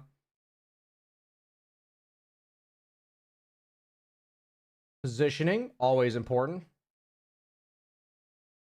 Who starts? Absolutely. initiates. Initiation. I would say all of those things are a result of information, but I agree. These are good. Who gets targeted? Who gets jumped? Absolutely. My answer is buyback. Oh. So you guys are all yeah. right. Those are all things that matter. Like who gets Can spells you switch off, to who Can you initiates. switch to who has buyback up right now? So I don't my believe we're idea not- for you is if you recognize that and you know the fight will end in 3 seconds, that you would not buy items. And then you would walk up this hill and glimmer yourself like right here. Sure. You know what I'm sure. saying? Right. So Yeah. that's how I would want you to play this, but it it's one of those things where theoretically anyone on your team could do it, probably your Lion, but I actually think in this game it's best you. Because if you push Golem right before you die and you break the smoke, you actually have like massive impact compared to like most other supports in what they can do in like 2 seconds or like half a second. You know what I mean? For sure. And I definitely had a couple of those in this game where like they hit an RP, but I wasn't caught in it and I was able to Fatal Bonds Golem and really turn the fight. But yeah. So the fact that we were all in this pit was like as you'll see in like 10 seconds. Yeah, so anytime you're taking a crucial objective, it's also like this is most important for Roche. Really learn these like tree cubby spots. Because what a really good supports will do is they'll place a ward, because the ward's essential, because when you break the smoke, if you're behind the tree and you don't have a ward, then you don't see anybody. You don't see them. But the whole idea is we see them when they break the smoke, and like the layers to this is like, I know exactly what I'm going to do when I break their smoke. Like, I'm going to have a force staff and like force staff myself down the cliff, or I'm Warlock and I'm just going to Golem Fatal Bonds them all. You know, like, or I'm just going to let myself die and buy back. And whatever. Because I have buyback right now. Yes. So. Yeah, so it's like one of those things where if you had the full refresher, then maybe it's different to go up this hill, tank the smoke, literally just golem them and refresher and golem them again. Like, you know, that might, I don't even think you have mana for that. But not with the nerfs. Not with the nerfs, so yeah, I think the best play you could make here in just something, it's always about information. And the question that I want you to add to your repertoire is, how long do these fights take to be decided? And that's going to tell you how important all of the things that people in chat just said, which is get spells off, who jumps who gets targeted. Because like then the layer of that is who has buyback. Can I be the one that just tanks it? Like, honestly, I remember Insania laughingly being sad about it. He's like, my job as a 5 in the late game is to place a ward and die. Like, he's like, that's the life. Like, there was one clip I was watching with like TL with like a rewind content I was doing with them, and there was one fight where Insania was like, look at this epic Bane contribution, and he just like walked up, warded, or like he put a sentry on the hill, de-warded, died, bought back, walked in, died. And this is like in a professional match, you know what I mean? It's the fact is that this stage of the game, information matters more than anything else, because information influences literally all of these important factors that the chat said, which is who starts, who gets jumped, who gets targeted, positioning. That like all of that is dictated by information. So you did an amazing job setting up for this, Roche. You're clearly thinking about it. But then we want to go to the next level of how do fights play out? What do you need to be ready for? Factor in buybacks. If you just start with the question, how long do fights take? I think you'll naturally start asking more questions. So, because how long do fights take is a question that directs us in the right area, but it doesn't actually answer anything. Do you know what I mean? I do, yes, absolutely. So, sorry, my water went down the wrong pipe. Ooh, but yeah, so what I love about those type of questions is there's almost like naturally 4 or 5 other questions that follow that question, and it's kind of like up to us individually to think of how we would like to ask ourselves that question. So that's what my takeaway. Do you have any final questions about this? Because we're gonna watch the disaster here. Just watch the disaster. Yeah, this is for everyone's dopamine of the mag RP. We don't know exactly what's going on. It was a pretty phenomenal RP, I gotta say. Oh yeah. And just dead. Yeah. Melted. GG. And then go ahead. and then after this, we managed to repel them out of our base, but then the rest of my team just runs down mid and feeds, and then we lose. So Yeah, I mean, this type of fight, every time we look at these games, I always encourage you guys, what's something you could have done? You know, there's going to be so many things that go wrong, so many crazy, hectic moments. And I think the only thing we can really change in this is we want to break the smoke. We want to be prepared we want to think about how long the fights are going to take. And we want to play for potentially around buybacks. If those things are all considered by you in future games, it's not that you're going to make perfect decisions or anything, but you will significantly improve your late game decision making with time. You know what I mean? Like with repetition, you will 100% improve all of these aspects of your game. Do you have any God, the fucking wrong pipe. Do you have any questions? No, that was great info. Definitely thinking about how long fights can take, like whether or not it's like an immediate burst, like in this case, or if it's a more long drawn out. Definitely something to carry forward and think about in future games. Yeah, because if it's meant to be long drawn out fights, it's actually way better to sit behind your team with like glimmers and force stabs and like patient Saves, with your golem, you know? So yeah, Right. absolutely. Like the way you were positioned would make more sense for long fights. Absolutely. Awesome, man. Great tip, BSJ. Thank you. No problem. Just the tip. I'll see you later. I'm going to boot you. I'll come back. This is my favorite part about the classes is people with these meta boots. Okay. For people who are watching on Twitch, I do need to remove them from the speaking so that they go back to the audience. Dax, you're up next. We got ourselves a 1K Medusa player.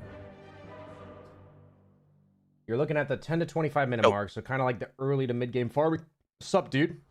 I've been heavily focusing on getting my farming up in general, and as such, wonder if I'm playing too passively.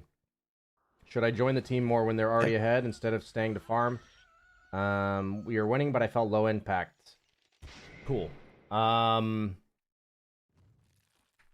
Anything? Yeah, I mean, honestly, we talked last week about not having it be such a coin toss and getting those timings on time. So my focus has heavily just been getting the farm up. Obviously 1K farm, but I think A, we had a sniper who was stomping, and B, I didn't want to risk it because I've seen in my bracket a lot where they'll just push high ground solo or throw, and then I'm kind of there to defend. So I wanted to know if I'm playing this right or if I'm playing too passively. Sure.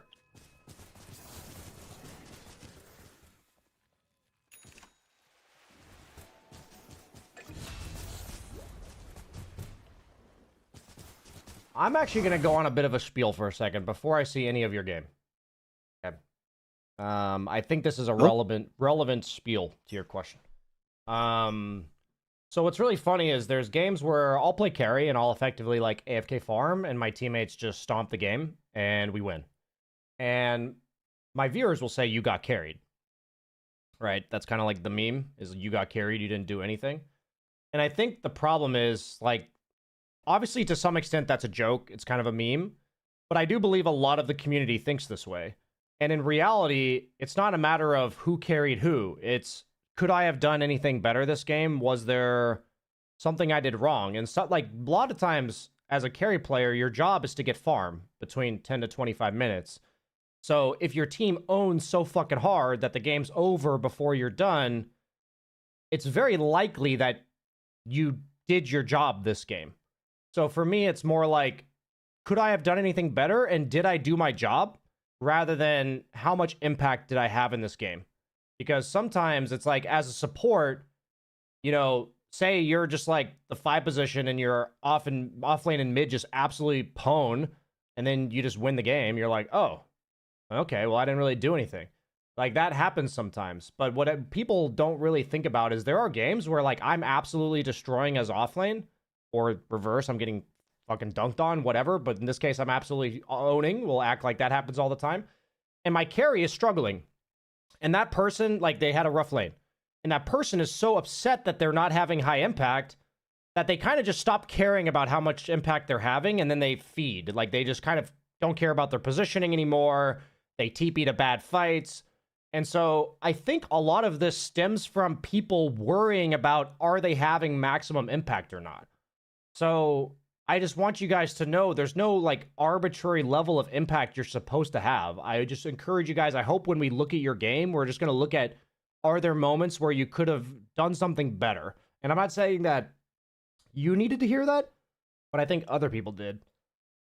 No, definitely. I mean, that's the huge point of contention is, am I not contributing? I'm looking at myself right now as sort of like the insurance policy, Yeah, and I don't know if that was too passive. I got you. So yeah, you're fixing mid lane. I think you could have arguably gone top, but maybe you just died a jug. So maybe that's why you didn't go. You're gonna go there. You're gonna go back to mid. So what's really interesting about this, when I'm playing carry, and I'm playing away from my team, what I'm gonna naturally do is I'm gonna farm away from my team at any chance I can get.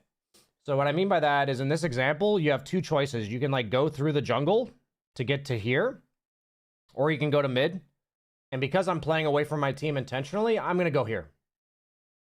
Because it's more difficult for anyone on my team to ever go here than it is for them to like do this.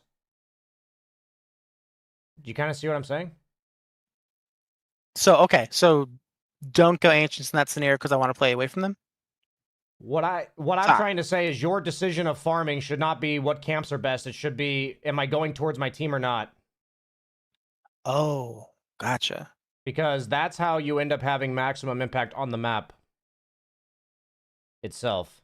Where what happens here is that anyone on your team could, like even Silencer respawning, can probably scoop up this wave mid. But nobody else is going to farm these camps. And almost certainly nobody else is going to go here. Just the way the map works, honestly. Like, when you have three teammates like this, usually your team's going to play, like, middle lane plus another lane. So the only time I go mid is when all four of them are in the same area, and I'm coming from this direction. And I'm, like, doing this. So, like, there's, like, kind of this flow on the map that's created.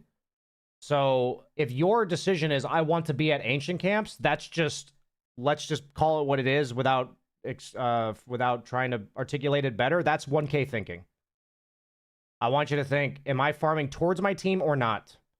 Because the most efficient thing you can do in Dota is be away from your team and not die. Does that kind of make sense how that works? Gotcha. Yeah, because it's opening up more of the map for them to farm as well. Oh, overall, and you're taking controlling farm more from the yes, it's everything. It's just everything. Gotcha. More farm on the map is going to you guys in general. Maybe they have more space. Maybe your supports get more waves. Maybe you're taking from the opponent. Maybe you're defending towers that nobody else on your team wants to defend. When I think about your line, gun.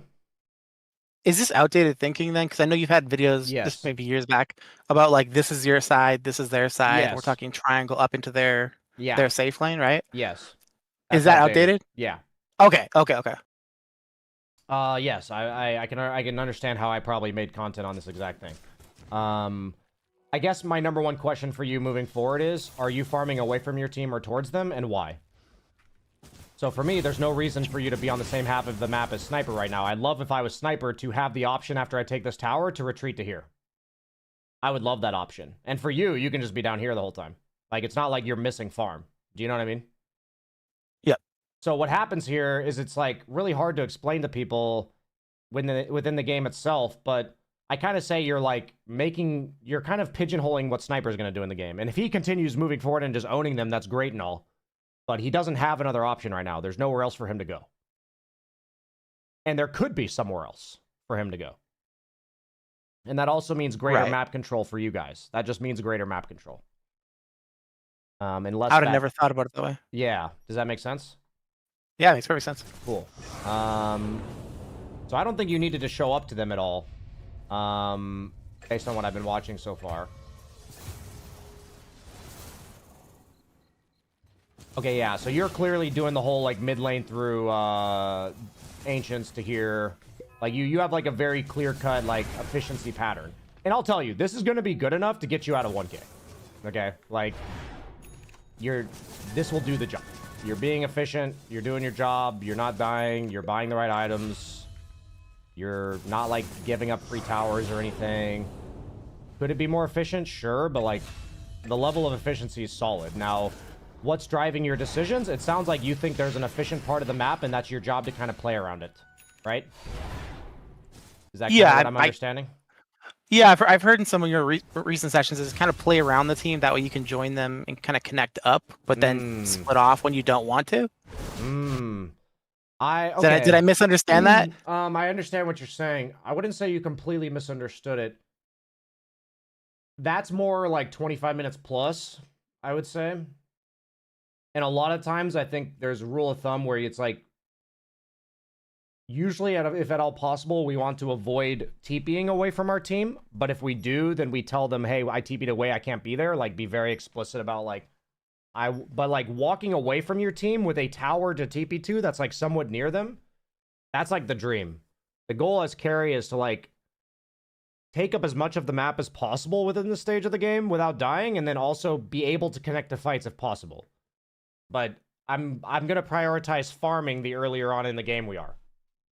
Like, the later on in the game, the more likely it is that I'll want to farm nearish to my team or be with my team. Does that make sense? Like, the later the game goes? Yeah, that makes perfect sense. Yeah. Okay, so I would say it's kind of a sliding scale where at this stage, it's like, how much map can we control? And then as the game goes on, people get more items, more damage. They're able to kill you now with 2 or 3 heroes. So you can't really do that anymore. So if you were to just play by yourself, you're just actually giving them the one opening they can have to kill you, which is not ideal, right? So yeah, I think if we just, when I look at this period of the game, I would want you to shift your thinking towards, yes, how far away from my team can I be while also holding on to a TP and, like, being able to connect? But not at all times do I need to be able to connect. The number one priority is I'm taking up a lot of the map without dying at this stage of the game. That's, like, the number one Gotcha. priority.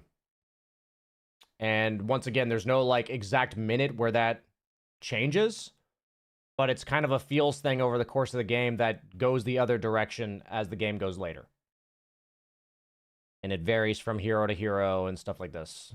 And it varies from game to game, depending on, like, how much pick off the opponent has. You know what I'm saying? Yeah, let me know if this is like too fringe case, but in a scenario where we have very limited vision, because in my bracket there's usually no vision. Yeah. Very limited vision, and we're coming from behind.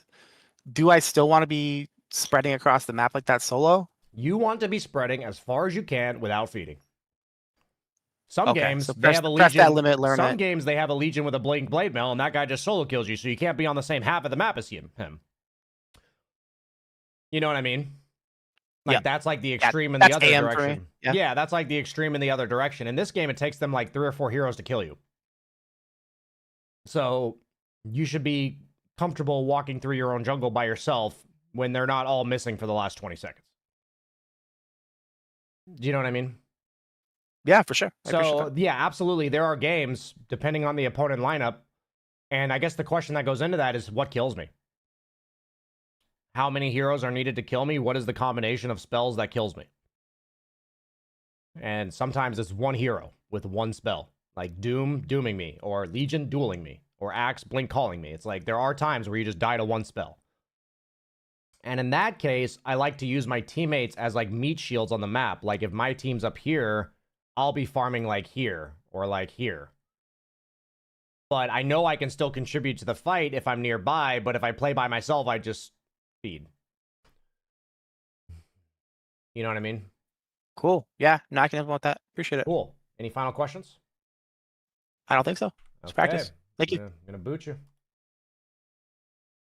I booted him. He didn't even get a final words off. Okay, we got Snail coming up next. Invite you up. Hello, Hello. Snail. How you doing? Pretty good yourself. Not too bad. Not too bad. Looks like 6,700 MMR, 4-position Earth Spirit. Yes, Game's sir. going fine. Lanes are Deece nuts, getting kills. Then my feeling is our mid-game execution goes awful. Okay. So we're looking at like 31 Yeah, so I minutes was to, kinda or 30 thinking- to 40. Go ahead. Yeah, exactly. I feel like just our team execution's pretty bad, but like also curious myself, my own execution. Sure, man. So, what do they have? They have a, is that a Nature's? A glance value. They have Nature's He was Magnus. mid, I think. Yeah. So the opponent definitely has some pretty good pickoff potential. How does Earth Spirit's shard work? Can you like pull stunned targets and like rooted targets and stuff? Yeah, you can, and you can also break Magnus Skewer, which happens a lot in the later game, but I don't think we need to get all the way to like 60 minutes, but Yeah. that's Gotcha. essentially how we hold high I just ground wanted for to a while. make sure in terms of knowing potentially what your role could be at this stage of the game. Yeah. Okay. So yeah, you win Yules, you're going Ags, there's like a little bit of a save, you have Luna Aegis, you have Lone Druid, so you guys are pushing. Yeah, so like life's pretty good right now, honestly. Yeah, we're chilling. In the lane of Rax with Luna, the glaives are bouncing. Okay. Mm-hmm. Okay. Yeah, so I think it's like right here. We're up 10k. We have Aegis. We have a lane of Rax. I'm mostly playing with Luna right now. Is my idea of like how I want to play this game. Okay. My question. What are your thoughts on this exact engagement right here? It's bad. Why is it like bad? our What do you team's think? nowhere near us. Okay. Yeah, so like our team's already gone. The lane of Rax, the objective is gone. Like there's no reason for us to still be here. And our team has clearly identified that and they've left, but like Luna's still here with me. What are you thinking in the game right now? Like, why do you roll on this guy giving me that information? I'm thinking my Luna has Aegis. If I die, it doesn't like I'm a +4, it doesn't matter. But if Luna feeds twice with Aegis, it's like pretty bad. So I'm doing everything I can to try to protect my Luna. I see. So, would you say that the best thing to protect your Luna is to go in front of him? I have Shard here, right? Yeah. Yeah. So no, probably not. It's probably to go behind him and pull him back. Okay. So, this is a situation where I see a lot of support players go really aggro when they see their core going aggro. I want to take this opportunity to nerd out a little bit. So,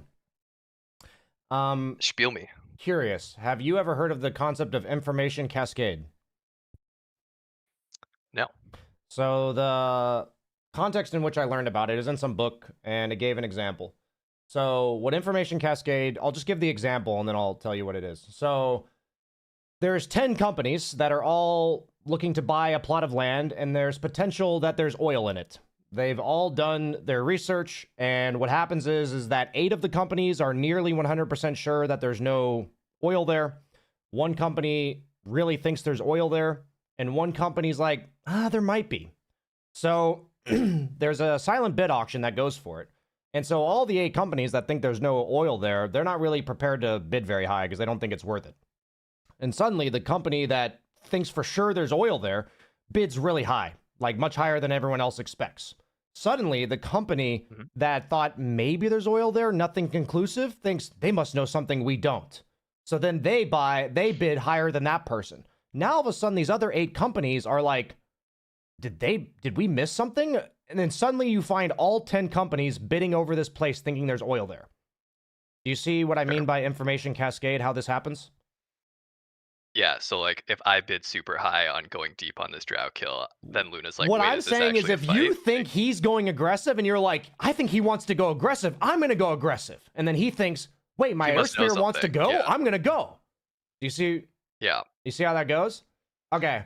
So 100%. Yeah. the most important thing is that we don't be the other 8 companies. If we think there's no fucking oil there, then we don't act like there's oil there. Do you see the analogy that I'm going for here? Yeah, so like I should be evaluating my own thoughts on this instead of Yes. being like, well, Luna's still here, like maybe I should still be here. I should be like, wait, this is bad. At best, if my goal is like to prevent this Disaster. maybe there's oil here decision from Luna, I Yes. should be behind him to pull him out as Ye- opposed to like being like, oh wait, there is oil here and like diving in Yes. deeper. He must know something I don't. Or he's really strong. Yeah. He must be stronger than I think he is. You know, Mhm. stuff like this. So, yes, you seem to have 100% gotten you've 100% gotten what I was trying to get at here. Does anybody remember what I call this? There's a 2-word phrase that I call this. Not information cascade. Do you know? I'm curious. No If idea. nobody in this chat gets it, I'm gonna look at my Twitch chat. Let's see. Does anybody in Twitch chat know what I'm gonna say to him? No. I call this cautiously assisting. When I see somebody being aggressive and I'm like, I think it's best that I go with them, but I don't want to be aggressive, I call it cautiously assisting. So I'm in range, but I am not enabling it. Do you know what I mean? Yeah. I remember learning this actually from Sammy Boy because I felt like my team was going to dive as Lena. I was killing this tower. I was Lena carry. I felt like my team might dive, so I was posturing my hero forward. And then he said, if they see their carry doing that, then they're going to dive. And he was like, did you want to dive there? And I said, no, but I thought my team might dive, so I was prepared for it. And he's like, do you realize by moving from here to here, you made it more likely for your team to dive? Yeah. It's actually really cool, That right? makes sense. It hit me really hard. I was like, Yeah, because like go ahead. it's like the nonverbal communication, right? Like Yeah. if you're like stutter stepping forwards, you're like you're showing your hand that like I want to keep pressing. Even Yeah. if like that's kind of like baiting your team. It's body language But yeah, Dota this definitely version. should have been behind. Yep, body language Dota version. Yeah.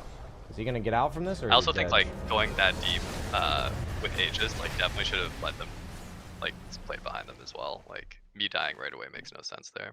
Yeah, I was actually gonna tell you the worst case for me as Luna is that you die before me. Like I hate respawning with Aegis into nothing. Oh, it feels so bad. Yeah. That's the first thing. Let's keep looking here. Okay, game's still okay. Yeah, game's Salvageable still fine. It's not completely over here.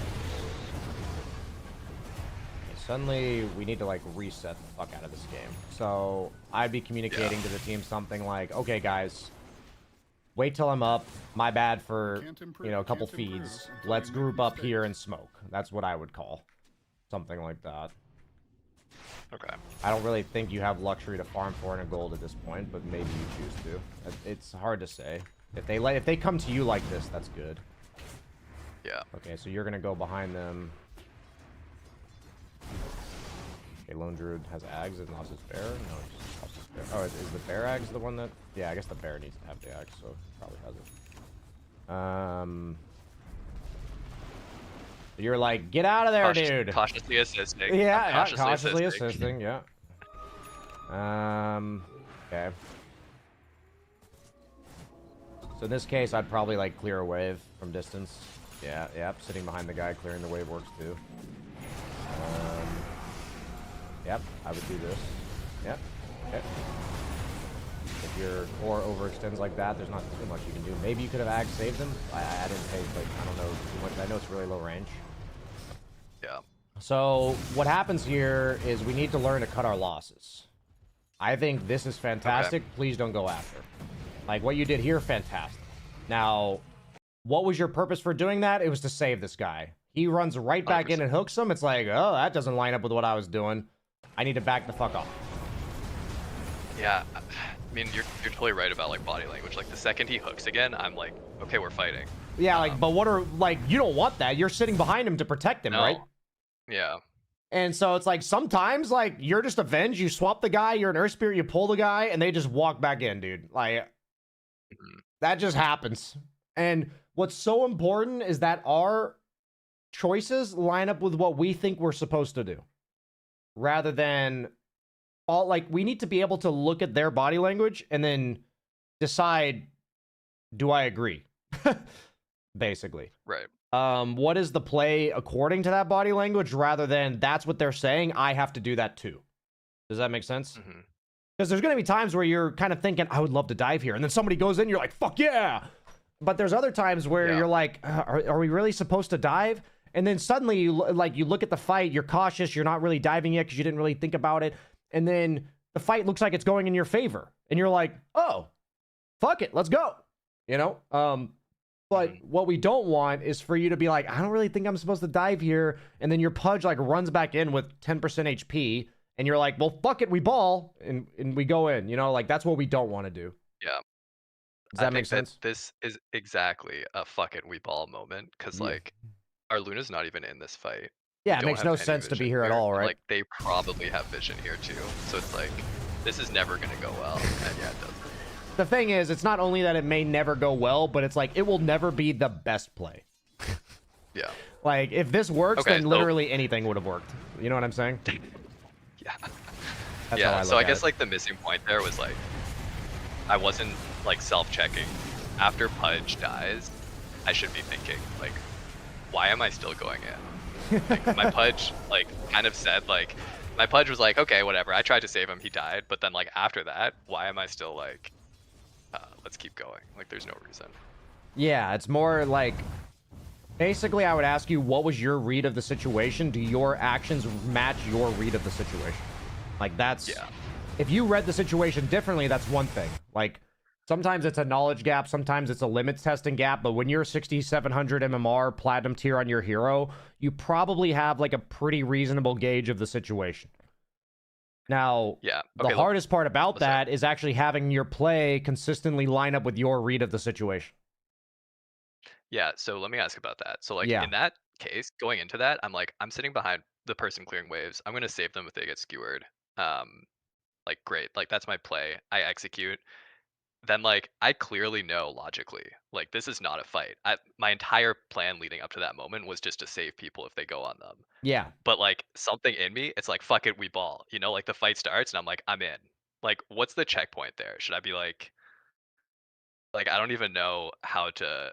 Yeah, do I just need to like rein myself in while I'm like thinking of like when a team fight starts? Should I just be like less aggro? I don't even know. Okay, so my curiosity there, I'm gonna do armchair psychology and make some assumptions, and you can just tell me if I'm wrong. Like, Yeah, sure. I'm happy to be wrong here. This is just me fishing for information. So what I hear here is I have this exact idea of what I plan to do, and then when something goes against that idea, I immediately lose track of that idea.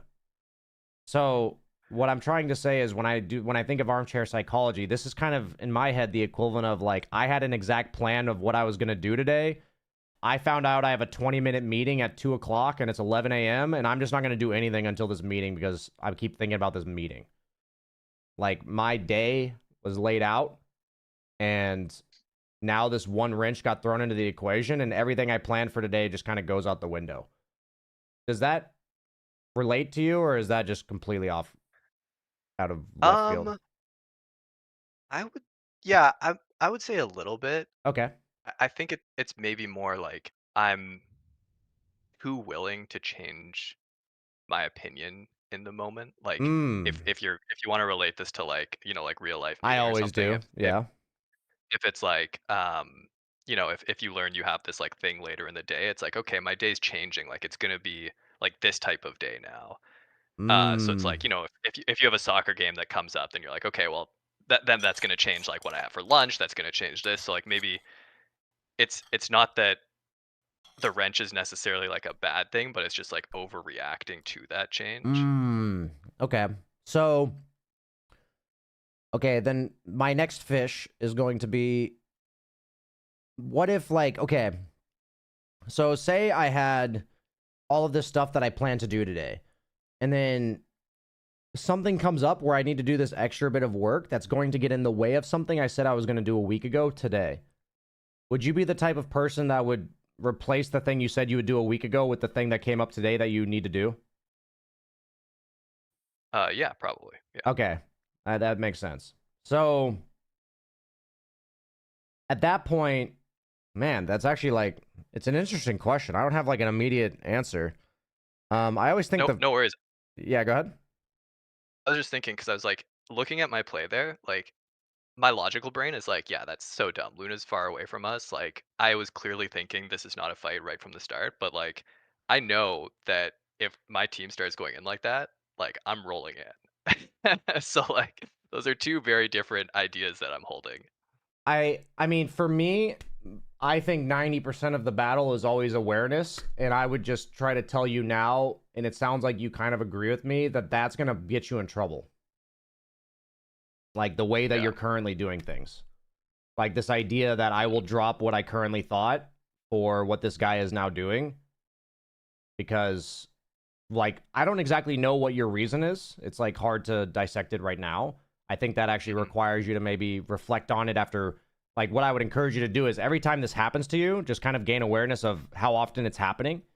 What you're kind of saying to yourself before you do it and after it happens and during it. Like, what is the transition?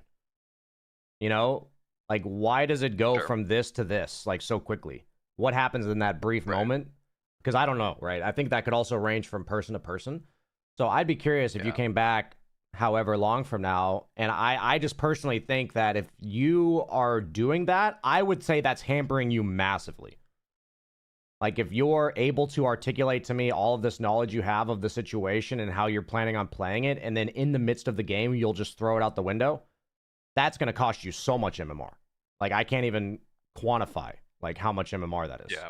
You know what I mean? Because then you literally have this massive pool of knowledge that is just being tossed at, like, any given moment in the game. You know what I mean? Yeah, I completely agree. Yeah, and I guess the goal of learning the transition is then being able to interject Yes. logic back into it, right? Basically, you want to understand the 4 steps or whatever, because they could be steps that almost happen instantaneously. We want to, like, reverse engineer, okay, this is A, this is B. There has, like, as what I've learned in these type of scenarios is I just know there's something in the middle there. I don't know what it is. I just know there's something there, because that doesn't, like, your explanation of A and then B doesn't give me an explanation of what just happened. Yeah. You know what I mean?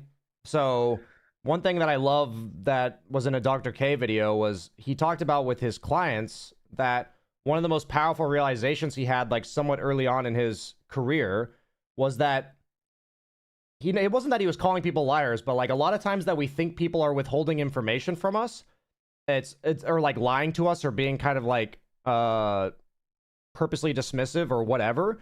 99% of the time when we're confused, there's just something that they're not telling us, and we just have to ask them a bunch of questions. And a lot of times, the reason they're not telling us is because they're not aware that it exists. Like, they go from A to B, and they're not really aware of what's between A and B, so they don't tell you about it. Because for them, they're not really consciously aware of what's, like, happening there. And we all have our blind spots, like, all of us. Like, I have my blind spots. My girlfriend and I have a fun little thing of, like, saying, I think we're talking about a blind spot again. Like, because, like, we'll look at each other and, like, it happens in both directions, where I'm like, you're seeing something I don't see, or vice versa, and it's, like, really funny. And I would say for you that whatever's between A and B, where A is, I know exactly what's going on here, I'm going to pull this guy, we're going to play defensive, and B of, fuck it, we ball. Like, something's happening between there. I don't know what it is.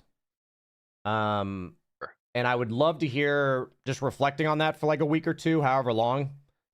Feel free to DM me, because this is stuff that I find really interesting. Yeah, Just- will do. I think I Go mean, ahead. it's really interesting that you brought that up, because that is, I definitely feel this happening in games, maybe even in real life sometimes. So I'll reflect on that. Nice.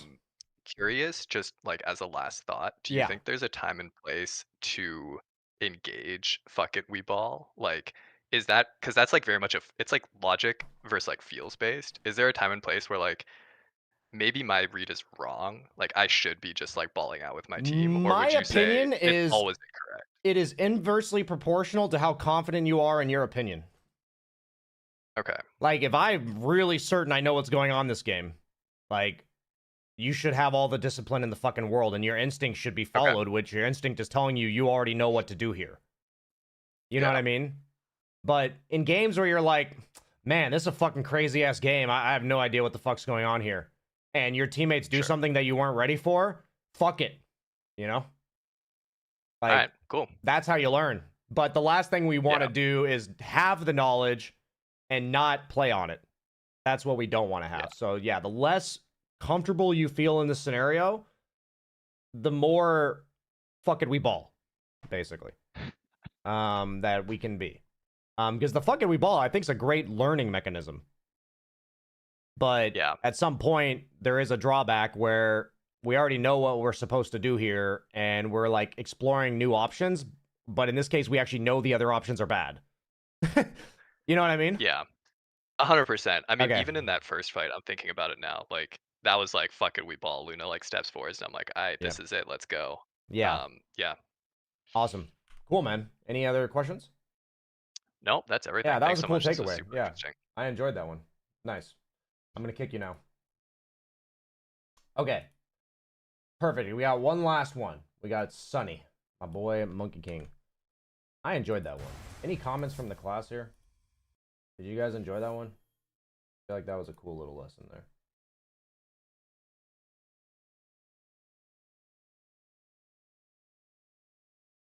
Hmm.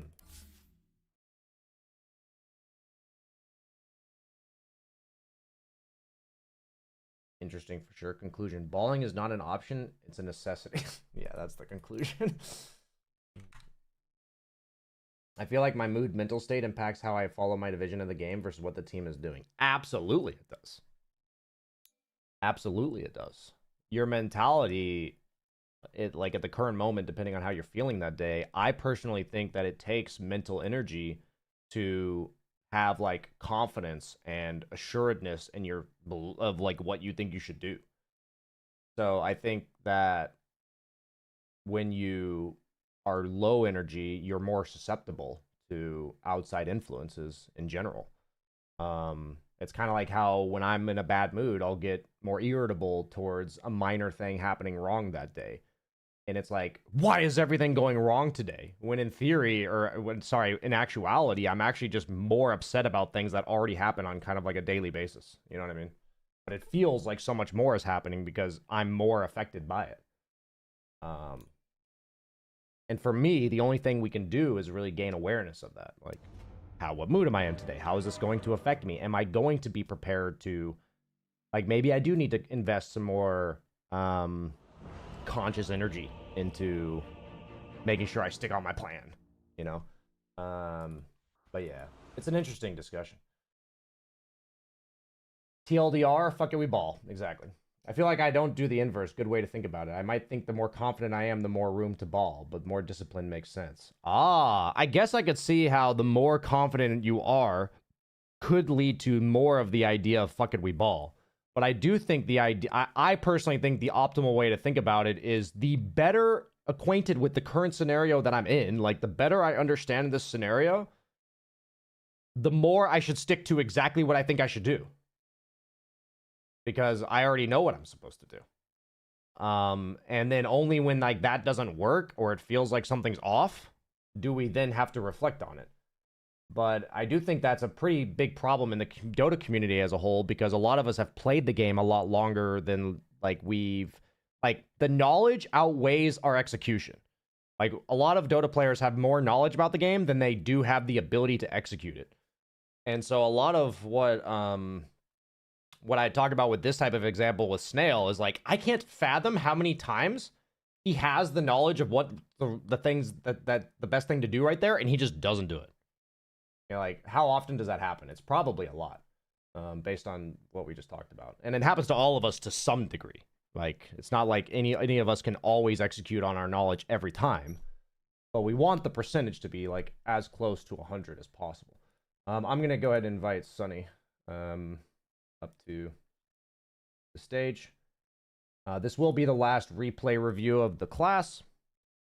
You are a 3500 Monkey King carry. No specific time because you're submitting last minute. Perfect. This game went relatively smooth, but I did wonder what you think of my itemization here. I am loath to go builds without more attack speed, but ultimately I itemized to kill Jug and Pango and then threw their spin and roll. Probably should have gone the other facet because I can turn off Omni Slash if I'm not stunned, but I forgot to switch pregame. Yeah, well, definitely the other facet is the better carry facet for sure. I can kind of look at your mid to late game here and maybe just look for one thing to talk about. Do you have any other questions before I get into this? Did you watch the games where I know there's at least one carry player at TI that prefers Simeon Stride as carry? Oh. I think it's Pure, maybe? I did not see anybody that preferred it, but I believe you that there's probably He went Radiance most games and went Simeon Stride. Okay, that's interesting. I would definitely say against Jug specifically, it's far better to go the other one for sure. 100%. But it's probably situational. I guess I was just seeing people generally preferring the other one. But yeah, I believe you if you saw it, and I like that you did that bit of research and tried it out yourself. In that case, it's almost certainly situational. What's up? Oh, I said it just feels nice. Yeah, it feels nice to jump from tree to tree. Yeah, really low cooldown or no cooldown. Okay, so let's just kind of catch ourselves up here. You guys are pretty far ahead. You're going like pure damage. Okay. You have like a razor. What does he have? Wind Waker. This guy's build is fucking Giga Chad for sure.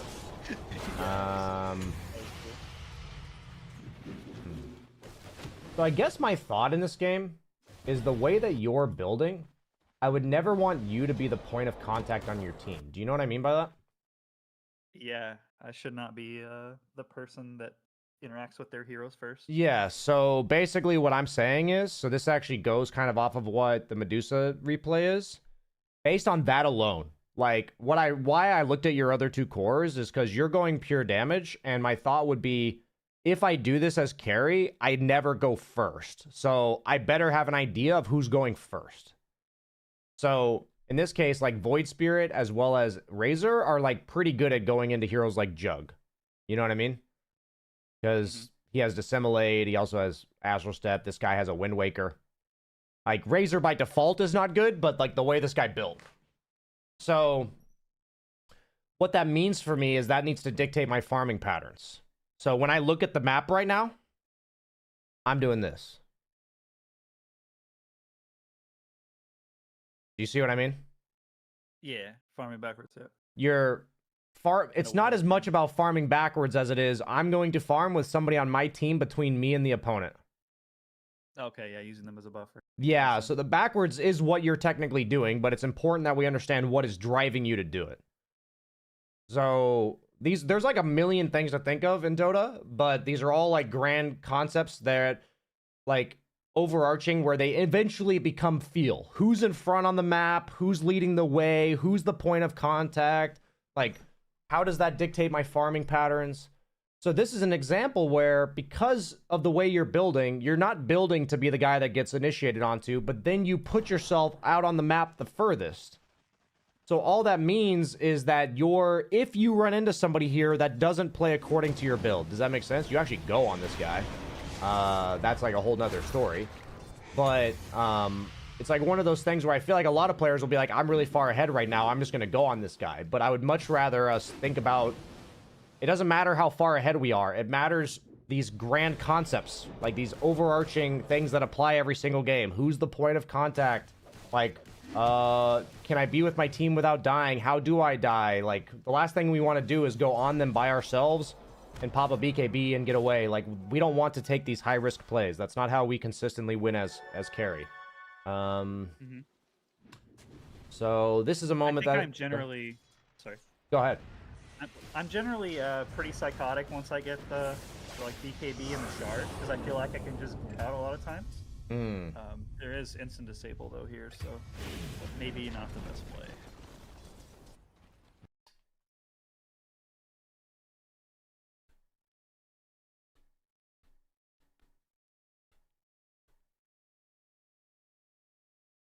Okay.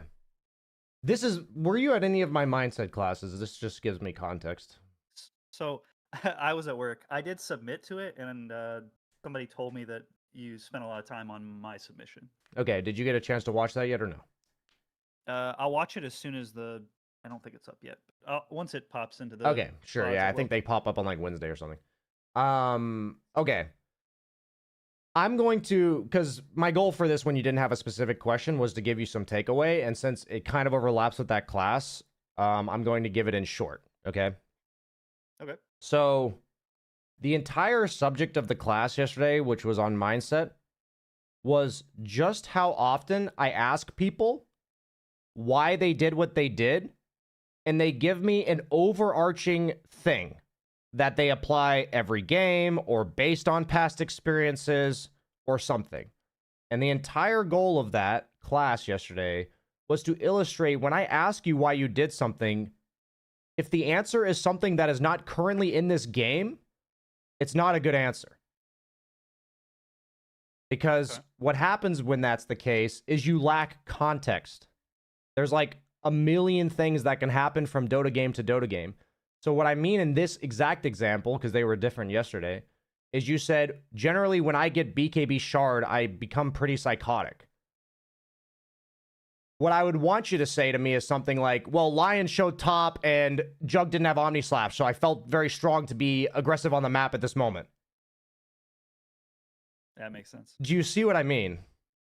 Yeah, absolutely. Because what was really interesting was all of the tilting scenarios that people found themselves in, that people submitted, their reasoning for the action they took had nothing to do with the game they were currently in. And it's kind of mind-blowing. Like, I want to make a video on this so bad. I kind of already made the video, where I talked about evaluation versus observation, but that's not the exact same subject. It's like a, I think maybe an entry point to this subject, but I find it so interesting because what I feel like people are naturally like, well, I understand this matchup, I understand timings, and that's only because of the 100 times I've played this hero. But the way that BKB plus Shard works on Monkey King is different every single game. You know what I mean? Like, yeah, the function of the spells is the same, but like the way that it allows you to play the game is very different from game to game. Some games you're literally fucking unkillable. Some games you could die to specifically one hero, sometimes like 2 heroes, 3 heroes, 4 heroes. It's just like when people use that as their explanation, my only response is that doesn't give me an explanation. You know what I mean? Yeah, I do. I think it's a really fascinating thing. It's the majority of that class yesterday. I'd be really curious to hear your thoughts, like combining this with that. So what's really interesting is when you guys make decisions in your games, I think it's the most amazing thing that all Dota players can do right now. Like the next step, because this clearly is a community-wide problem. Like I feel like I had this problem up until the last 2 months where I only gained awareness of it then. Like I still have the problem, but I don't do it as much. Is just ask yourself why you did what you did and just pay attention to how often it has nothing to do with this game. It's some past teammate you had. It's some past bad game that you had. It's something you do every single game on this hero. Like, that's your reason for doing it. Like, it's something that isn't in the current game. Do you have any final questions about this? I do wonder, like, without any, without, like, looking at the game in its entirety, like, pre-game, what are you kind of thinking along the lines of, like, itemizing in this game? Because I don't know if you like what I did with, like, I ended up going like Daedalus Abyssal, I think, or something like that. I don't hate the off-map play that you have here, where you're like, okay, I'm just gonna go BKB, like one farming item, BKB damage. Like, I don't mind that type of play. Like the approach to heroes like Jug, and like even supports like Lion are really nice to burst.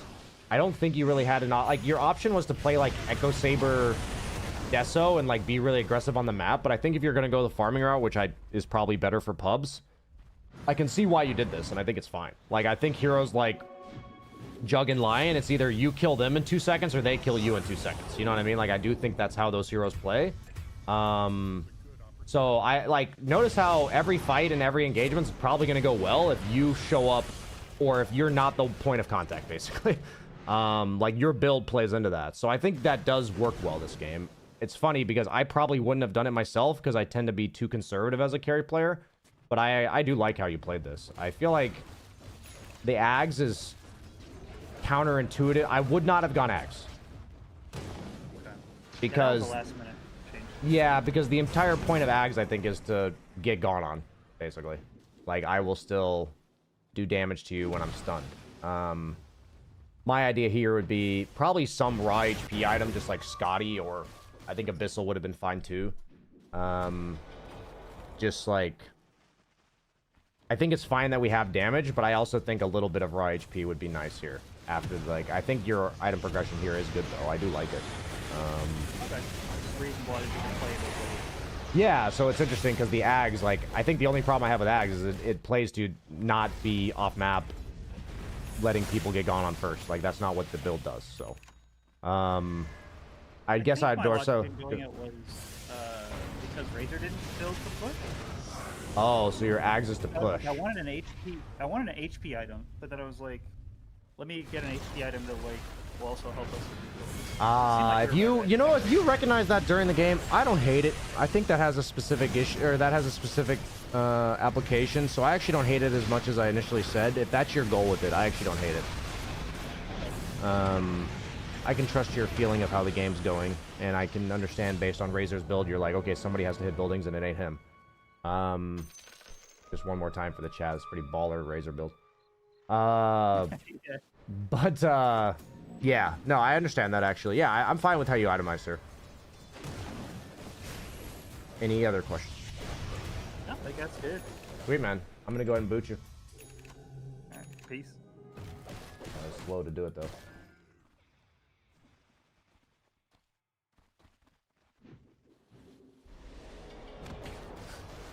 I'm generally pretty psychotic, said in a pleasant way is a fuck it we ball vibe. Dude, I feel like the theme of today's class was fuck it we ball. I feel like that's what we all learned today, guys, was fuck it we ball. And maybe sometimes we shouldn't ball. But no. I really enjoyed today's class. We are gonna wrap it up there. Thank you everybody for joining us. And the recordings always come out a couple days after the classes. This one's also on Twitch, so if you'd like to see it before then. We did do a little bit different of we added a little bit. We used ChatGPT to like summarize what we went over in class, so it just kind of took the transcript from what I said during the class and gave notes. So we're gonna try giving notes and timestamps of the classes. So would love to know if you guys end up using that at all. Just feel free to DM me or let me know in the general feedback thread if any of that kind of stuff helps you, or if there's something in that realm that we're already doing that would help you more, be more useful to you. That'd be greatly appreciated. So awesome, guys. I'll go ahead and end the class here. Have a great rest of your Monday. Peace. Okay. For people on Twitch, that is a class that I do every Monday. I do one every Sunday as well. Right now, it's not really possible to join us as a Dojo Plus member. We don't have signups open. We will be reopening signups in the future. But at the very least, if you want to see the classes, you can be there every Monday. And they'll be, on Twitch. So.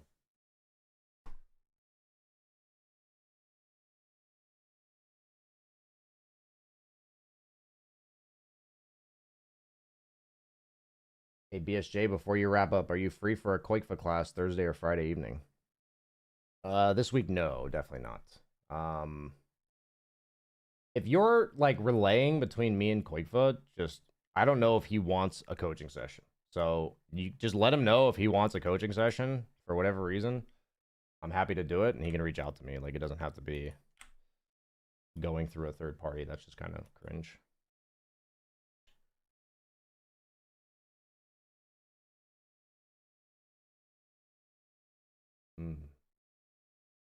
Oh shit.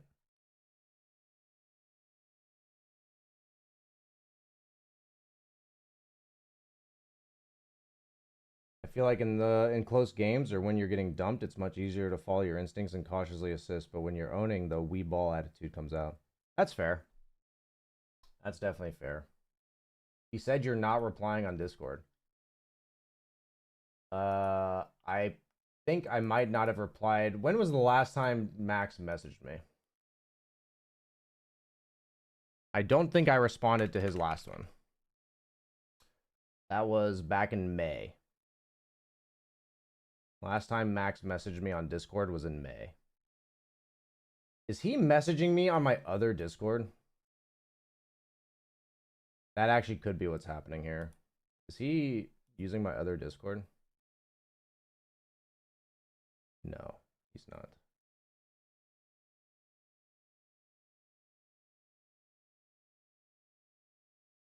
Yeah, so the last time Max messaged me on Discord was in May.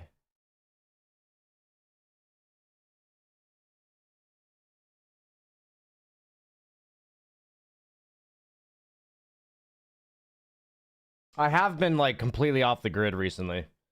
I can send him a message if you guys are telling me. I'll send him a message, why not?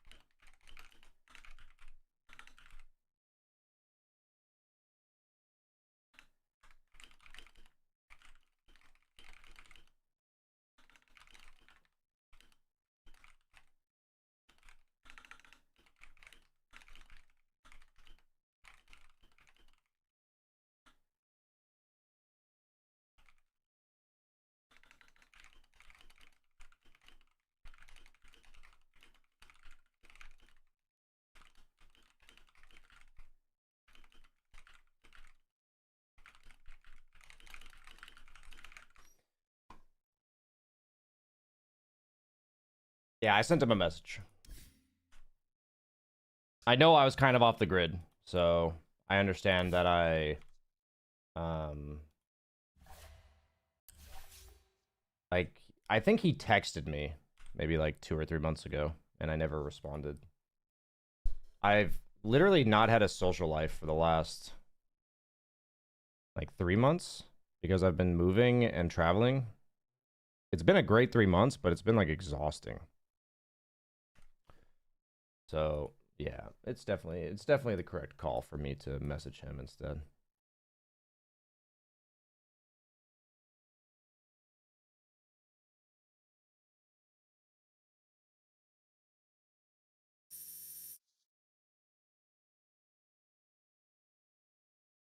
Is that a Dendy emote? Dendy helmet. It's funny.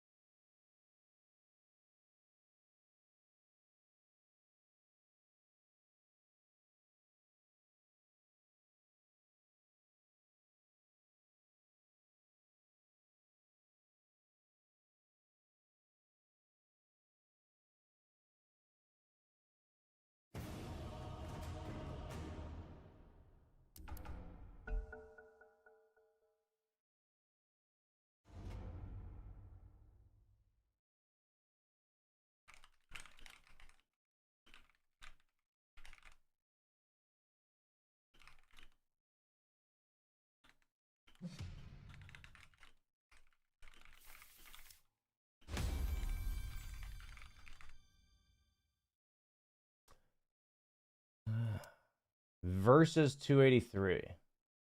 The Light of Peru. Inspirational.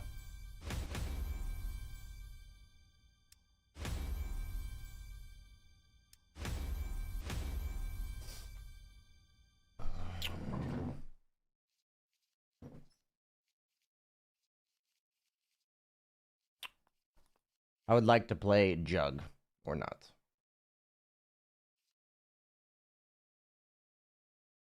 I thought my phone started playing YouTube music or something. I was in the grocery store. Dude, I hate it when my phone just randomly starts doing shit. I would dee abu die dabu dee dabu die dabu dee dabu die dabu dee dabu die. I think I picked first round. I'm not sure though.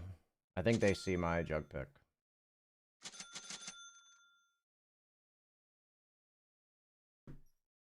I got to play carry twice in a row today.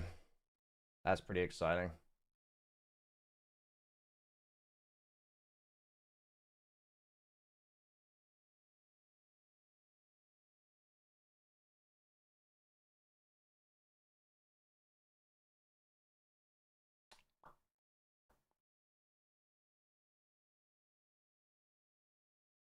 Nitrous Oxide, thanks for the 64 months.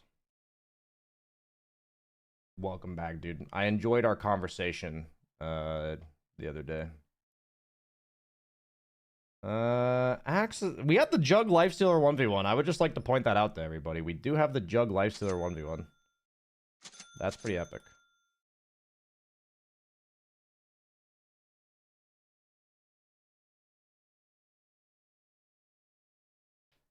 So close to the perfect number. You're climbing so fucking close, bro.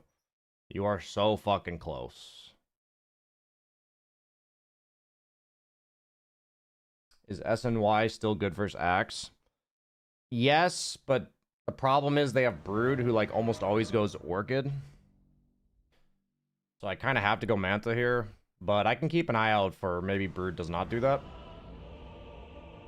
What are your first thoughts on the plan for this game? It's a rough game. Because Jug into Axe is a rough matchup.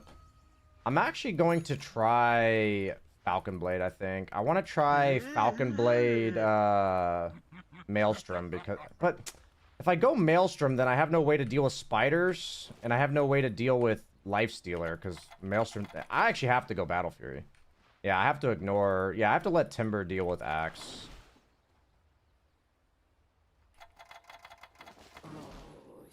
We actually have a pretty good lineup against Brood. I'd say Mag and Timber are pretty good against Brood. Yeah, I think I need to go Battle Fury. But I probably go Phase this game. I think I'm gonna go Wraithband, Wand, then Boots. And I'm probably gonna max spin this game.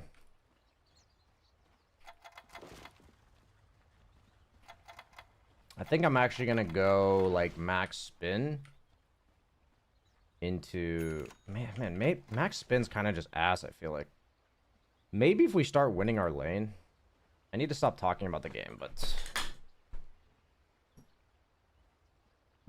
how much mana is spin level 1?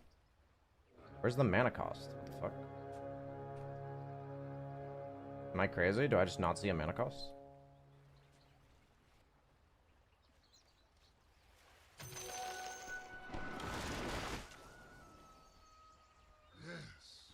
This will do just fine. Dude, am I crazy? I just don't see a mana cost. The fuck?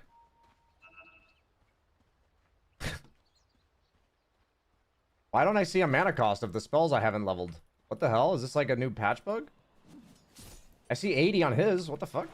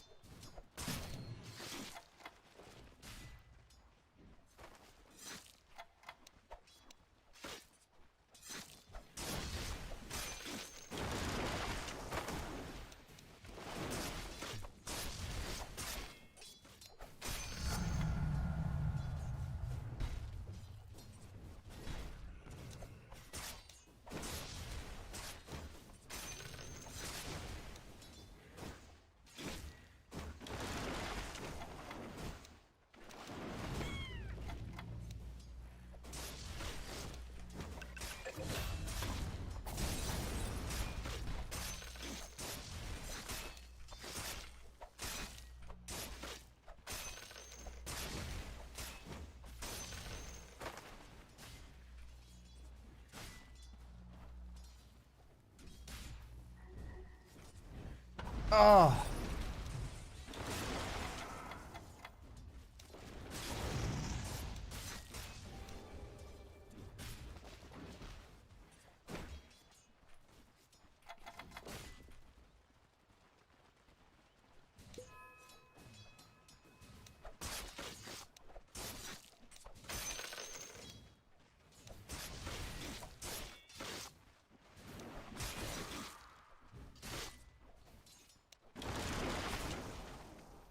Can you cast spells on them? This is yeah, explain. This is bullshit.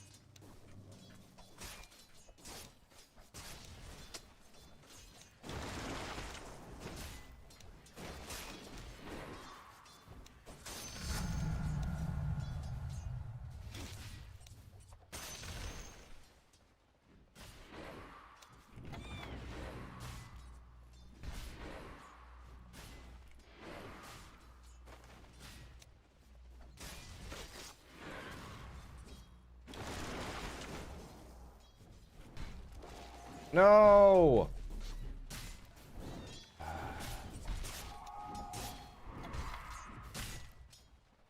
It's a disaster, boys.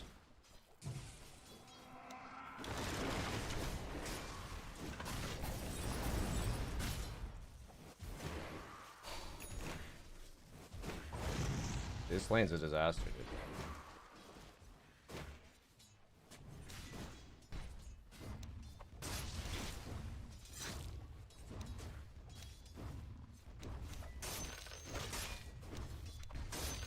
I'll have healing word soon though.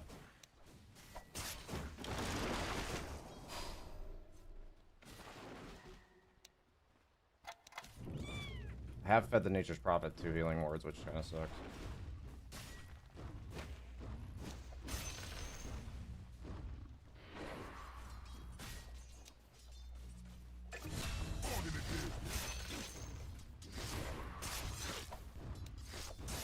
Oh, come on, dude.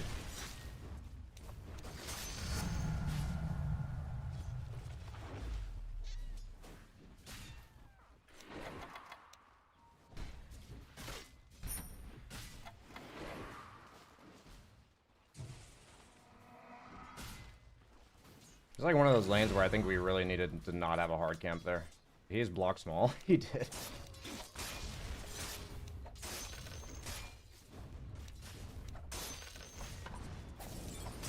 I'm in a jungle. I think because of their heroes, I need to go Fizz.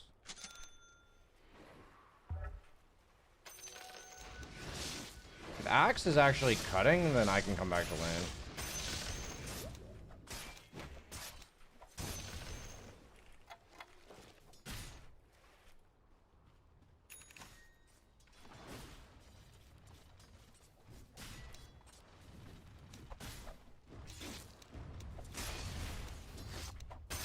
I needed that crit, that was clutch.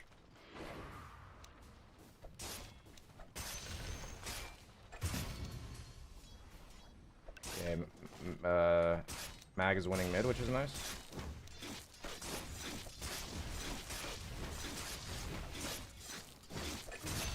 I don't know where Axe went, but pretty happy about this.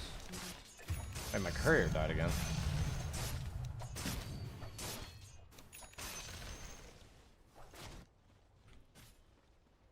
Okay, so he cleared small is what he did.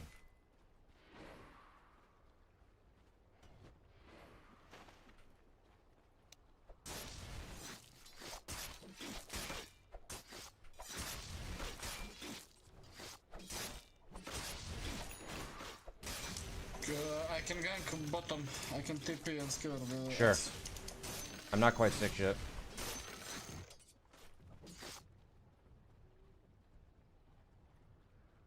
It's nice when you have the catapult because it holds the wave for a bit longer so you can finish the camp.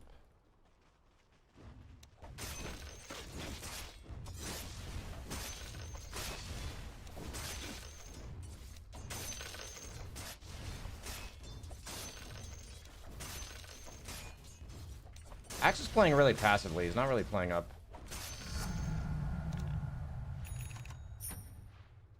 Oh, you're TPing. Okay, okay, okay.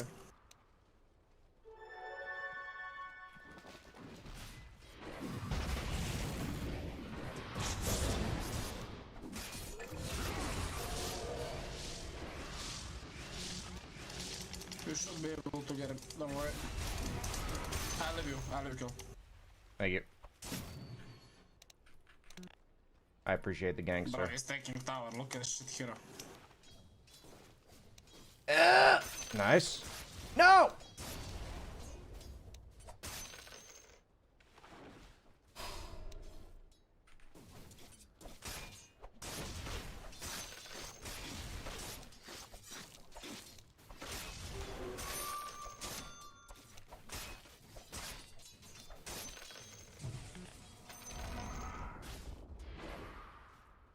I mean, I can sneak around.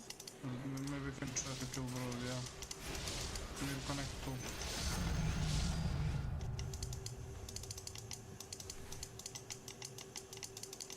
That Next Mike time, is next time. something else.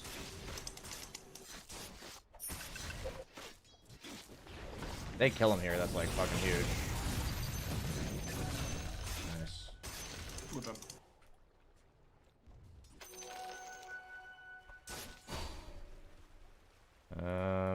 Honestly, they're mid. Yeah, he's going Orchid on Brood, so I'll have to go Meta. I need to watch out for Axe calling me on this wave.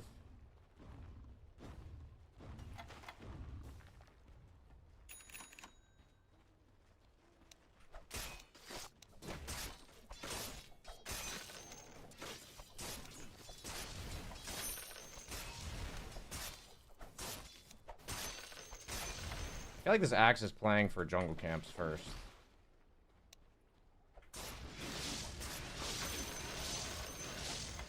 Which is interesting. I feel like he could be like really aggressive, and he's not, but I'm not gonna complain about it.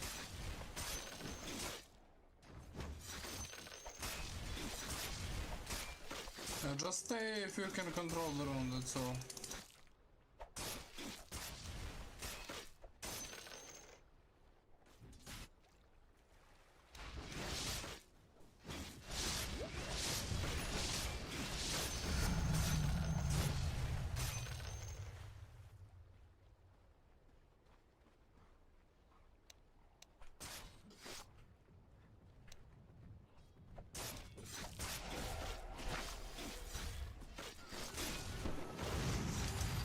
Okay.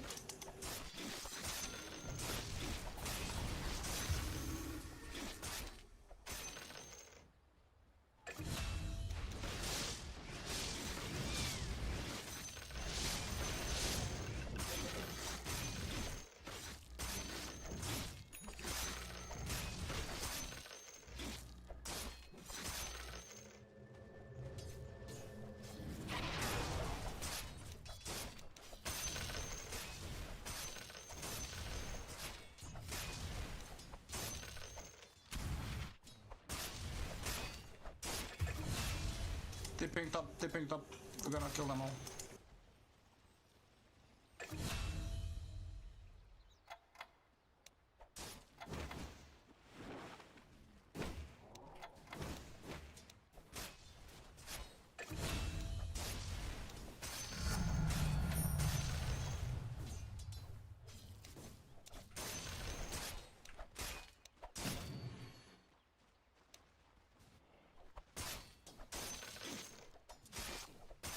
Brood is rushing Orchid, keep that in mind.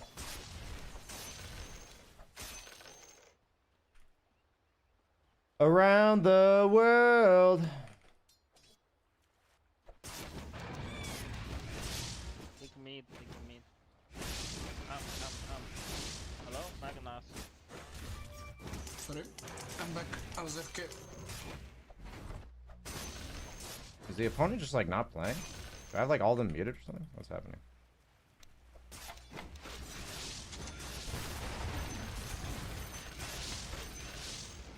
Like, literally nobody seems to be playing. What the fuck? I still are here. Like, I just don't see any of them on the map.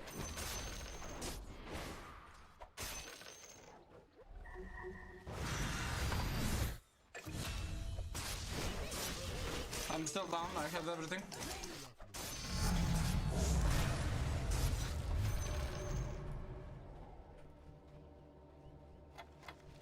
Axe TP.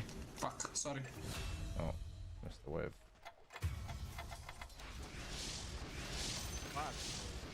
Bro, mistakes happen, don't...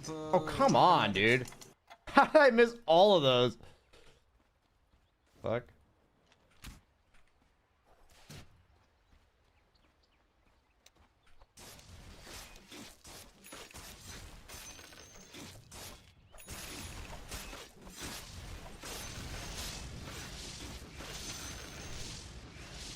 I have RP still.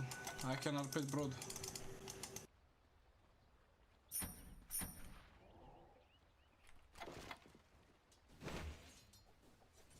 Dude, those fucking creeps disabled my thing. Wax.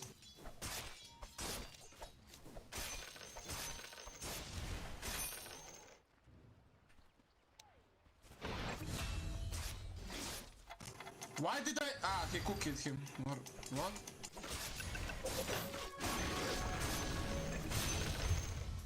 Go more, maybe Brood.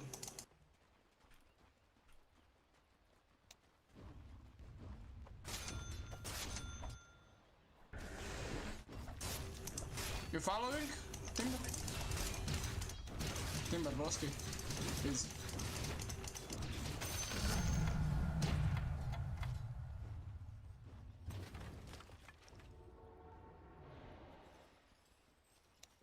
I'm still here.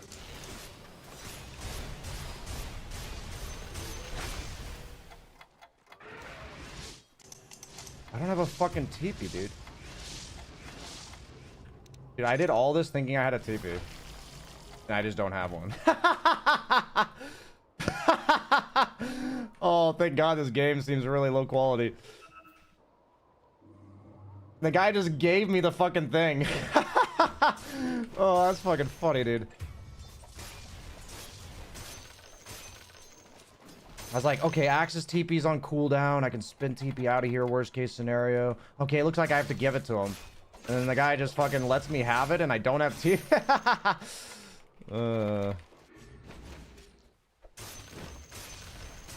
Like that, like my entire plan was like so intricate and just none of it was relevant. Give it a cooldown. Okay, got it.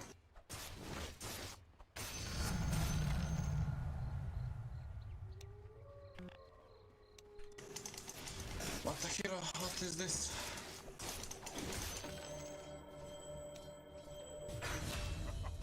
What did you expect?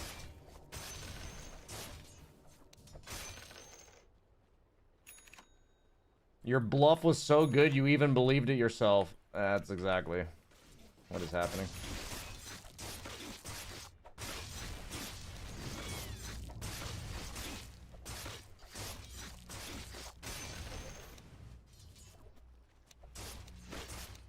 The thing is, they could have like pressured me out of bottom tower at like any point and they just didn't. So like I keep giving them the respect, which I think I have to give them because if they do it properly, they will kill me.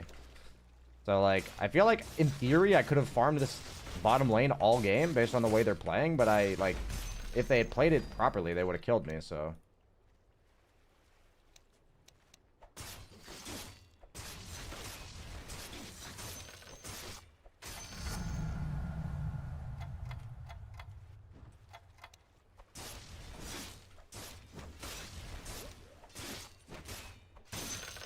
It's worth considering health there, to be honest.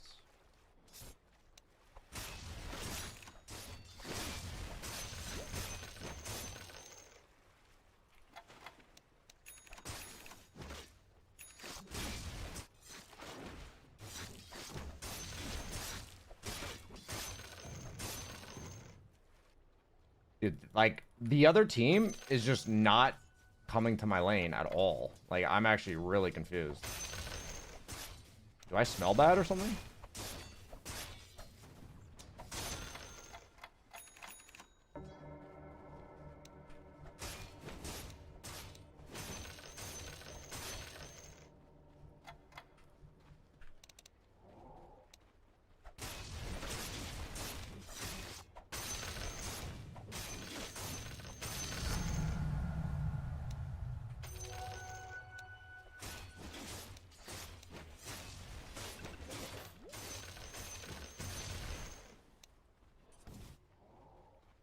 And Arcus Creed, thanks for the sub, dude.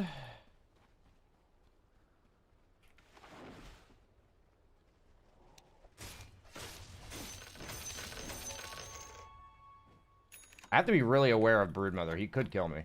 He has Orchid. Okay. Guys, help.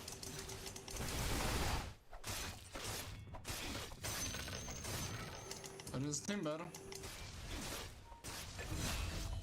Okay.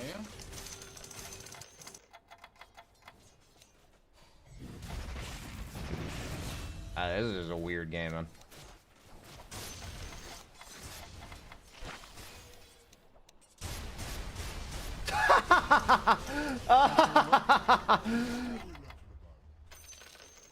Okay, I'm still here. I'm still here. This guy's too fucking good. I didn't know it worked that way. What is bro? I straight up did not know that worked that way. Easy, guys. Good job. I did not know you can infest the creep and fortify. I did not know that.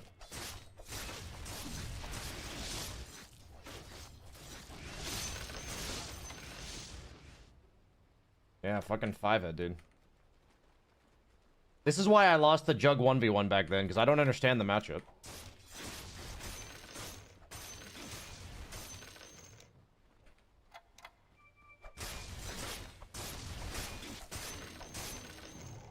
Oh yeah, that juicy bloodlust.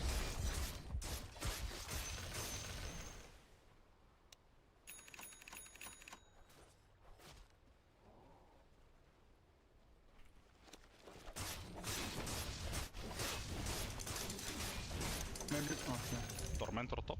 Yeah, we can do it. Sure. I'm gonna use pot also.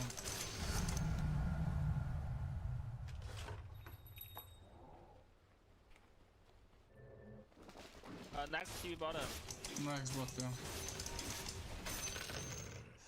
That's honestly one thing I'm not doing a very good job of just in general is Tormentor.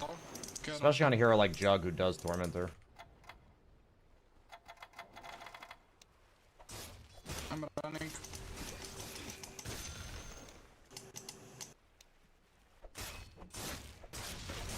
You wanna kill the Tormentor? Yeah.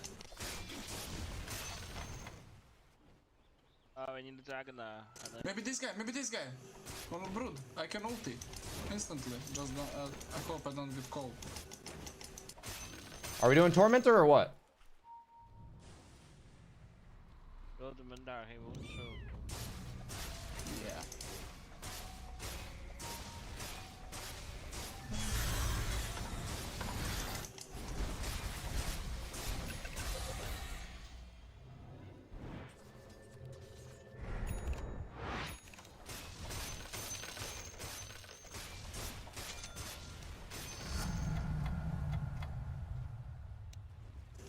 Let's push top, right?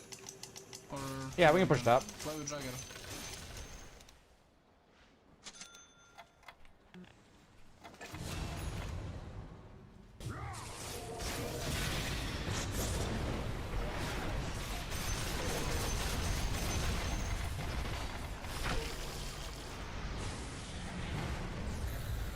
You got it, bruh.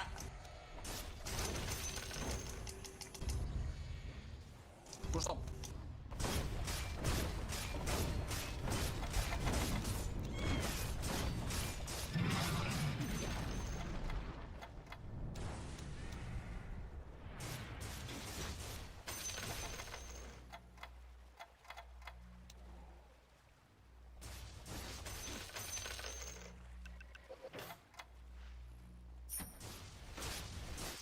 It feels so bad when the Bloodlust wears off, bro. And the Empower. Ugh.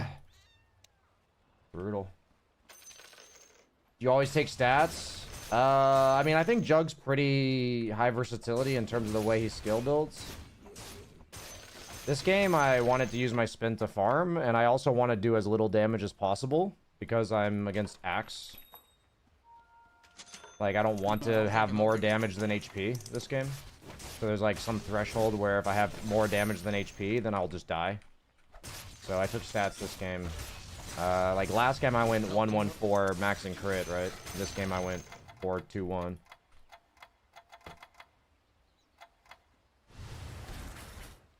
I almost have X. Wow.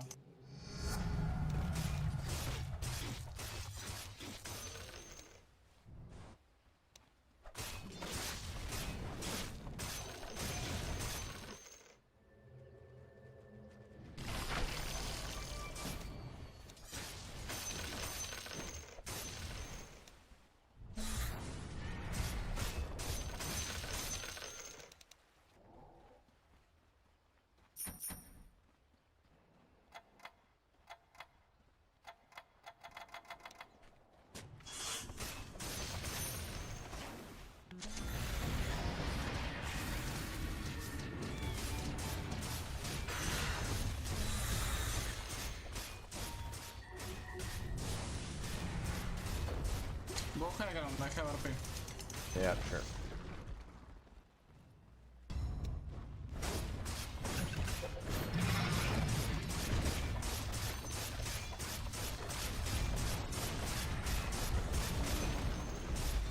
That was kind of lame. Oh, we won.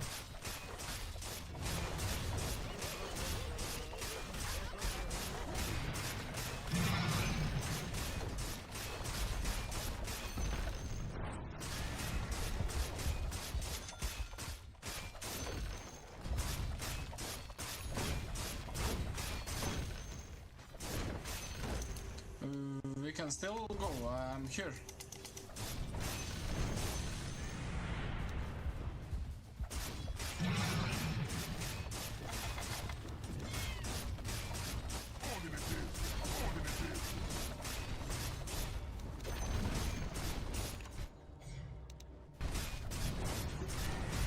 Pretty chill game.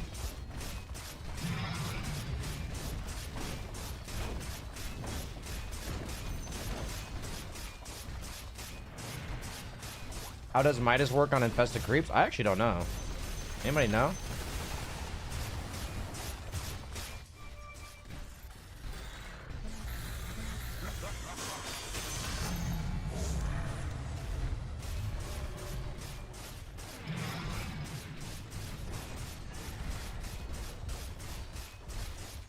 Can't Midas hero creeps, right? Yeah, but I don't think infested creeps are hero creeps. Oh! They are considered hero creeps. Interesting.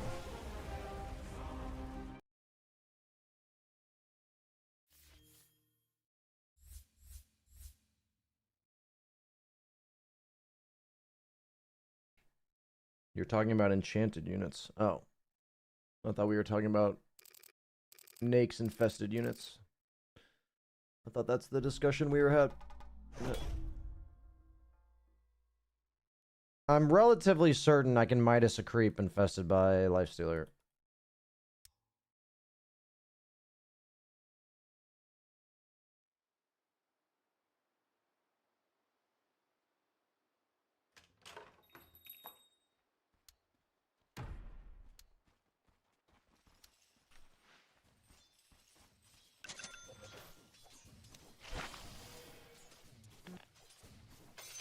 Okay.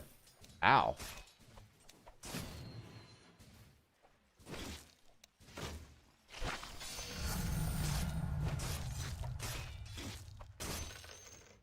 Why is this Gore Storm not doing damage? Does Midas make Gore Storm do no damage?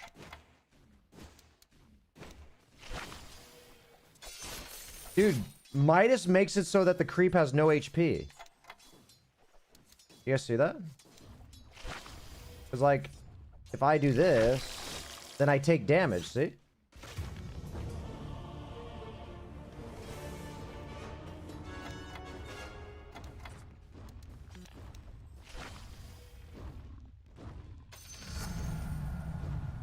Huh. I mean, it doesn't really matter because Lifestealer always infests Ancients, but that is really interesting.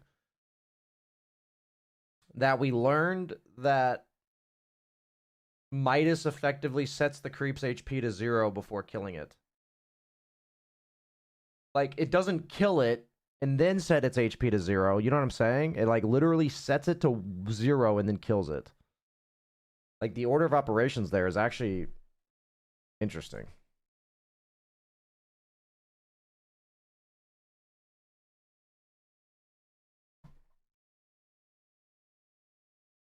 That's so interesting, actually. I know that was kind of a lame last game, but I am kind of sick right now, if you couldn't already tell. I'm pretty sure I sound nasally and shit. So I'm going to try to get some rest. I will be streaming again tomorrow. What time do I start my stream tomorrow? I start my stream tomorrow at 2 p.m. So... that was about 9 hours ago. So whatever time zone you are, 9 hours earlier than now is when I'll be streaming. Mondays will always be at this time. Sometimes on Mondays I'll go a bit later, but this week I'm feeling sick, so I'm trying to rest as much as possible. Yeah, guys, thank you so much for tuning in. I hope you enjoyed the stream. Oh, we got a question. Program videos, games for a living, and that's the order of operations I would expect. That's how it works in our game. Oh, that's not a question. That's a comment. Interesting. Honestly, what I love about... I used to just not do this enough, is just, like, experiment... Like, just to test mechanics. Just testing stuff. I think it's really fun. And I stopped doing it for some time. It's pretty wild that I just stopped doing it. Really no excuses. It's kind of crazy. Yeah, the change of weather definitely fucked me up. It's now like 10 degrees and raining rather than like 20 degrees. For Americans, that's 50 degrees instead of like 75. But yeah, thank you so much for watching, everybody. I hope you enjoyed. I'll see you tomorrow. Bye, guys.